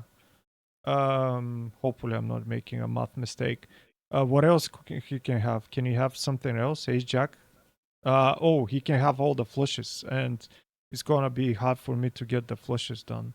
But let's put, I don't know, maybe 10 more combos of flushes here with ace of diamonds and king, queen, king, jack, king 10, whatever. He's gonna have them, some of them. With ace x of diamonds, he's gonna always have them. So we face, what was our exact hand? Ace what? Ace 7 of clubs. Ace 7 of clubs. So basically, we face about 40 combos for value. And now, next question is can we find like 20. He has to have 13 20 bluffs? combo. Yeah, no, 13. 13? Yeah. Can you find 13 combos for bluff? And No. I mean, you're gonna really even struggle to find them. even if you put like the Broadway hearts, that's probably only like 6 combos, isn't it? 6 or 7 Yeah. combos. And from that you can't find those other bluffs. Hence why on my on this sheet here, you know, they've only got 15% bluffs on the river. And that's actually, when you think about it, it's probably very close to being true when you look at it from this point of view. Because, you know, so it's quite interesting that in that aspect, because I try and work out what his bluffs are. And like I said, because of my previous mindset, I might look for bluffs that he's never going to have as well, just to give myself a reason to call, because I don't like giving up. But the reality is, they're just not going to find those bluffs, and I'm not 100% convinced either that they're even going to bluff with the heart combos. You know, the king queen of hearts, the jack 10 of hearts. King I queen, don't it think. shouldn't be a bluff. I mean, straight up, it shouldn't Oh be, yeah, because you're gonna call him with worse hands on the flop. Doesn't need to bluff. Like best case scenario, he's gonna have, yeah, even 10-8 got there, by the way. So yeah, we've missed the 10-8. So yeah, a bit more combos. And like the best bluff he can have is Jack 10 here. yeah. And next question is, can he have offsuit combos of this? I don't think so. I mean, No, he he doesn't have shouldn't. many offsuit. He doesn't have many offsuit. I think the only offsuit combo he can have is maybe king queen off. King queen off, king jack off, he should Yeah, open because it's short and blockers. yeah. In But that regard, he's not whether they gonna do have the open those, juices. Yeah. whether they open king jack off at full frequency is another question as well. I think it's questionable. I think I think some players will, some players won't. Yeah, and next question is if he opens them, does he bluff them? Yeah. No, I don't. No, I don't. I mean, it's for that reason because uh, the mindset of the population is that they've double barreled on an ace X board and they've got no folds, so they just give up on the river, assuming they're going to get called if they jam or if Yeah. they bet. I So mean, probably, yeah, probably. and some data that I know exists out there is actually this exact board texture is massively underbuffed. Yeah, I think it's correct. I guess in theory, the correct play more often is going to be to check raise flop just to balance out. Because, I mean, in theory, you should not fold ace for 20 big blinds ever. No, yeah. It's GPV and whatever. But, I mean, that's why I have solvers, but I use them just for an ideas. And if I need to analyze exact hands, more probably I'm using calculators on my own. So I would recommend look up into this and like try to extract information and try to use them yourself, because like using them is gonna expand your abilities of hand reading, range visualizing, and stuff like this. Yeah. See, the main reason why I train on GTO Wizard is not to apply it in game, is just to have an understanding of it and then using that information to analyze where the player is deviating from it. So are they deviating too wide or are they deviating too tight? And then you can exploit that knowledge by obviously counteracting their strategy, if you can work it out. So that's kind of why I work, because I want to understand the baseline. I want to understand what is GTO. And then when I'm in game, if I know what the GTO play is, I'll understand how a player is deviating from that. So for example, on this A6-9, personally, if I'm playing this hand from his position, my maximum sizing on this board texture in the majority of cases will be 20%. Yeah, most probably with 20 big blinds behind. Yeah. Yeah, and then it's the notes. It's the things that you can do exactly in this direction, because watching them do something, comparing to GTO and like make the summary of it, it's gonna be the best way to improve. Yeah. I think you should. I mean, try to believe more what they are telling. Try to see what is the I couldn't agree story. more. Yeah, is the story completing? I mean, the ace-7 hand you saw, this one, 2 flush draw, massive amount of straight draws, big size on the turn with ace-queen, big size on the flop with ace-queen. It's like a bit obvious. And then classify your people. I mean, the guy with the 10-8, 10-34, and 1072. I think these are Russian tanks, by the way, but I'm not sure. Right. The guy with Jack 9, he's gonna be the one you need to play GTO, or I mean closer to or GTO. close to it. Yeah. I agree. Exactly. Yeah. And I couldn't agree more about the just believing the story they're trying to tell, because I've done it so many times. Like, oh, you're trying to tell me you've got this hand, and then you make the call. Yes, you have got that hand. I should have believed you. And I'm like, why have I just done that? And I get really frustrated with myself because I know it, and it's almost like I only do it because I want to see it. And now I'm just going to be like, I don't care what you've got. I know you're not bluffing enough, so I'm just folding. So I think it was Phil Galfond who actually said you can attack them by folding. Yeah, for sure. Sure. So I mean, you can, if you have like your kind of solver or whatever, I think I would recommend some node locking also. If you're using it, that's gonna give you new ideas. I mean, there are spots that you can deviate a lot from GTO. Oh yeah, I remember running a hand once. I had a suited Broadway hand, and I wanted to analyze it, and I wanted to see because I knew that it was going to be like a theory call at one point, But then I thought I wanted to actually run it and run it on. I ended up running it on Pio Solver, and I wanted to see what a solver does because I know obviously a solver is quite wide in some sport, or Mhm. perception is that it's wide and it's actually not wide because it's defending at the right frequencies. However, so I node locked and it just like massively folded Yeah. this hand that I thought it was really strong and I thought it's strong enough to defend and it just folded. It just never. And I'm thinking, oh, that opens. It just opens your eyes to see True. what you should be doing in spots, and that your intuition is far off what the Mm. reality is. Fun fact, by the way, because you're mentioning you're the guy who likes to call the correct names. It's not called. It shouldn't be called Pio, because the creator of the solver is called Piotr from Poland. So it should be, I don't know, Pio solver.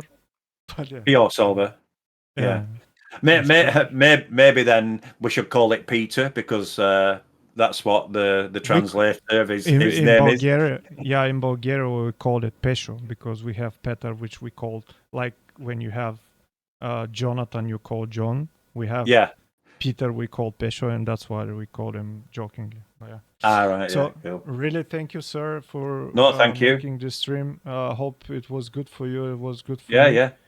It's Uh, very good. It's you see, I like doing this as well because it confirms how other players are actually thinking, and I yeah, think because it's such a lonely game, half the time well, more than half the time, practically all the time, you're playing on your own, mm, and you just make sometimes you just I think you can get caught up in the thought process of thinking, oh well, good players must be making these calls here. Surely they can't fold this hand in this spot.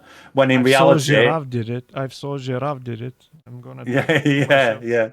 Yeah, That's it. You see someone do it as well, and then you try copying it, but you don't know the reasoning or the thought process of why they actually did that. So yeah, I do appreciate this, and I like working and collaborating and sharing ideas, sharing thought processes, because it helps you quantify and also confirm certain things in your own thought process, and mm. it makes the whole it makes the game more enjoyable as well. Yeah, for sure. I mean, it's a sociopath game for sure. Yeah, Like you're on your own. That's why I'm talking in a microphone with no one in front of me 12 hours a session, yeah, just to put a bit of this behind, also a pressure. yeah, yeah, Yeah. So hope you liked it. Hope you're yeah. gonna get a bit of boost in your confidence. I think you could be a really good player. Thanks. I think you're a good player now, and I think you could be a really good player. And if we're gonna show these young kids that yeah, Yeah, it still can be done at some age. So yeah, yeah, hopefully exactly. I can meet you somewhere and playing live. Like I would like for you to go to Vegas to see what are they doing, but it's you're gonna need like 50K to do it. Yeah, yeah. You never know. 2024 could be my year, and then by May, I might have won enough money to be able to go. But Yeah, that's hopefully. definitely on the cards if I win some money anyway. I mean, New Year's resolution and like a bit of fantasy. So yeah, Yeah. been there twice. Not fun. Not fun. All Okay. right. Well, I appreciate you doing this for me as well. I enjoyed No, it. no problem. Sorry, it was a pleasure. So yeah, if you want to see some more of this, I will try to do it more on Wednesdays as possible. Yeah. And yeah, at some point we can make another one because you had really good insights, and I think it wasn't me coaching you. It was just yeah, watching some hands Hey. discussing together. Hi, Charlie. Thank you for the follow. Yeah. Uh, So Brilliant. I'm gonna end the stream. I'm gonna raid the boys tonight, the blind guy crew. They're Yeah, back to stream.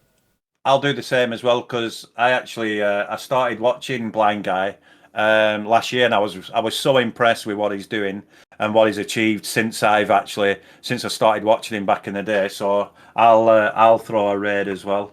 It's an insane thing that they're doing, and like he's basically post flop crushing crushing the regulars. I think. Yeah. Yeah. If the video is gonna be on YouTube, thank you all for being here. I mean, hope you learned something coming through. Nice to see you, sir. Your favorite? Yeah. Nice. Give Lee a follow.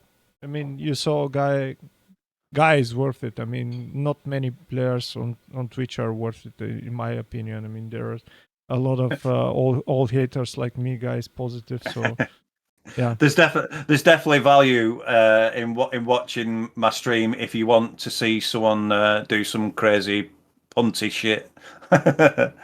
yeah, you can see it more often these days. Ciao, and I'm gonna see you on the Yeah, next one. thank you guys. Thank you for the follows as well. So catch you again.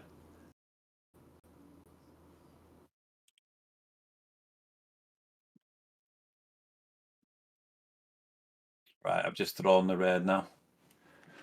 That's that one done.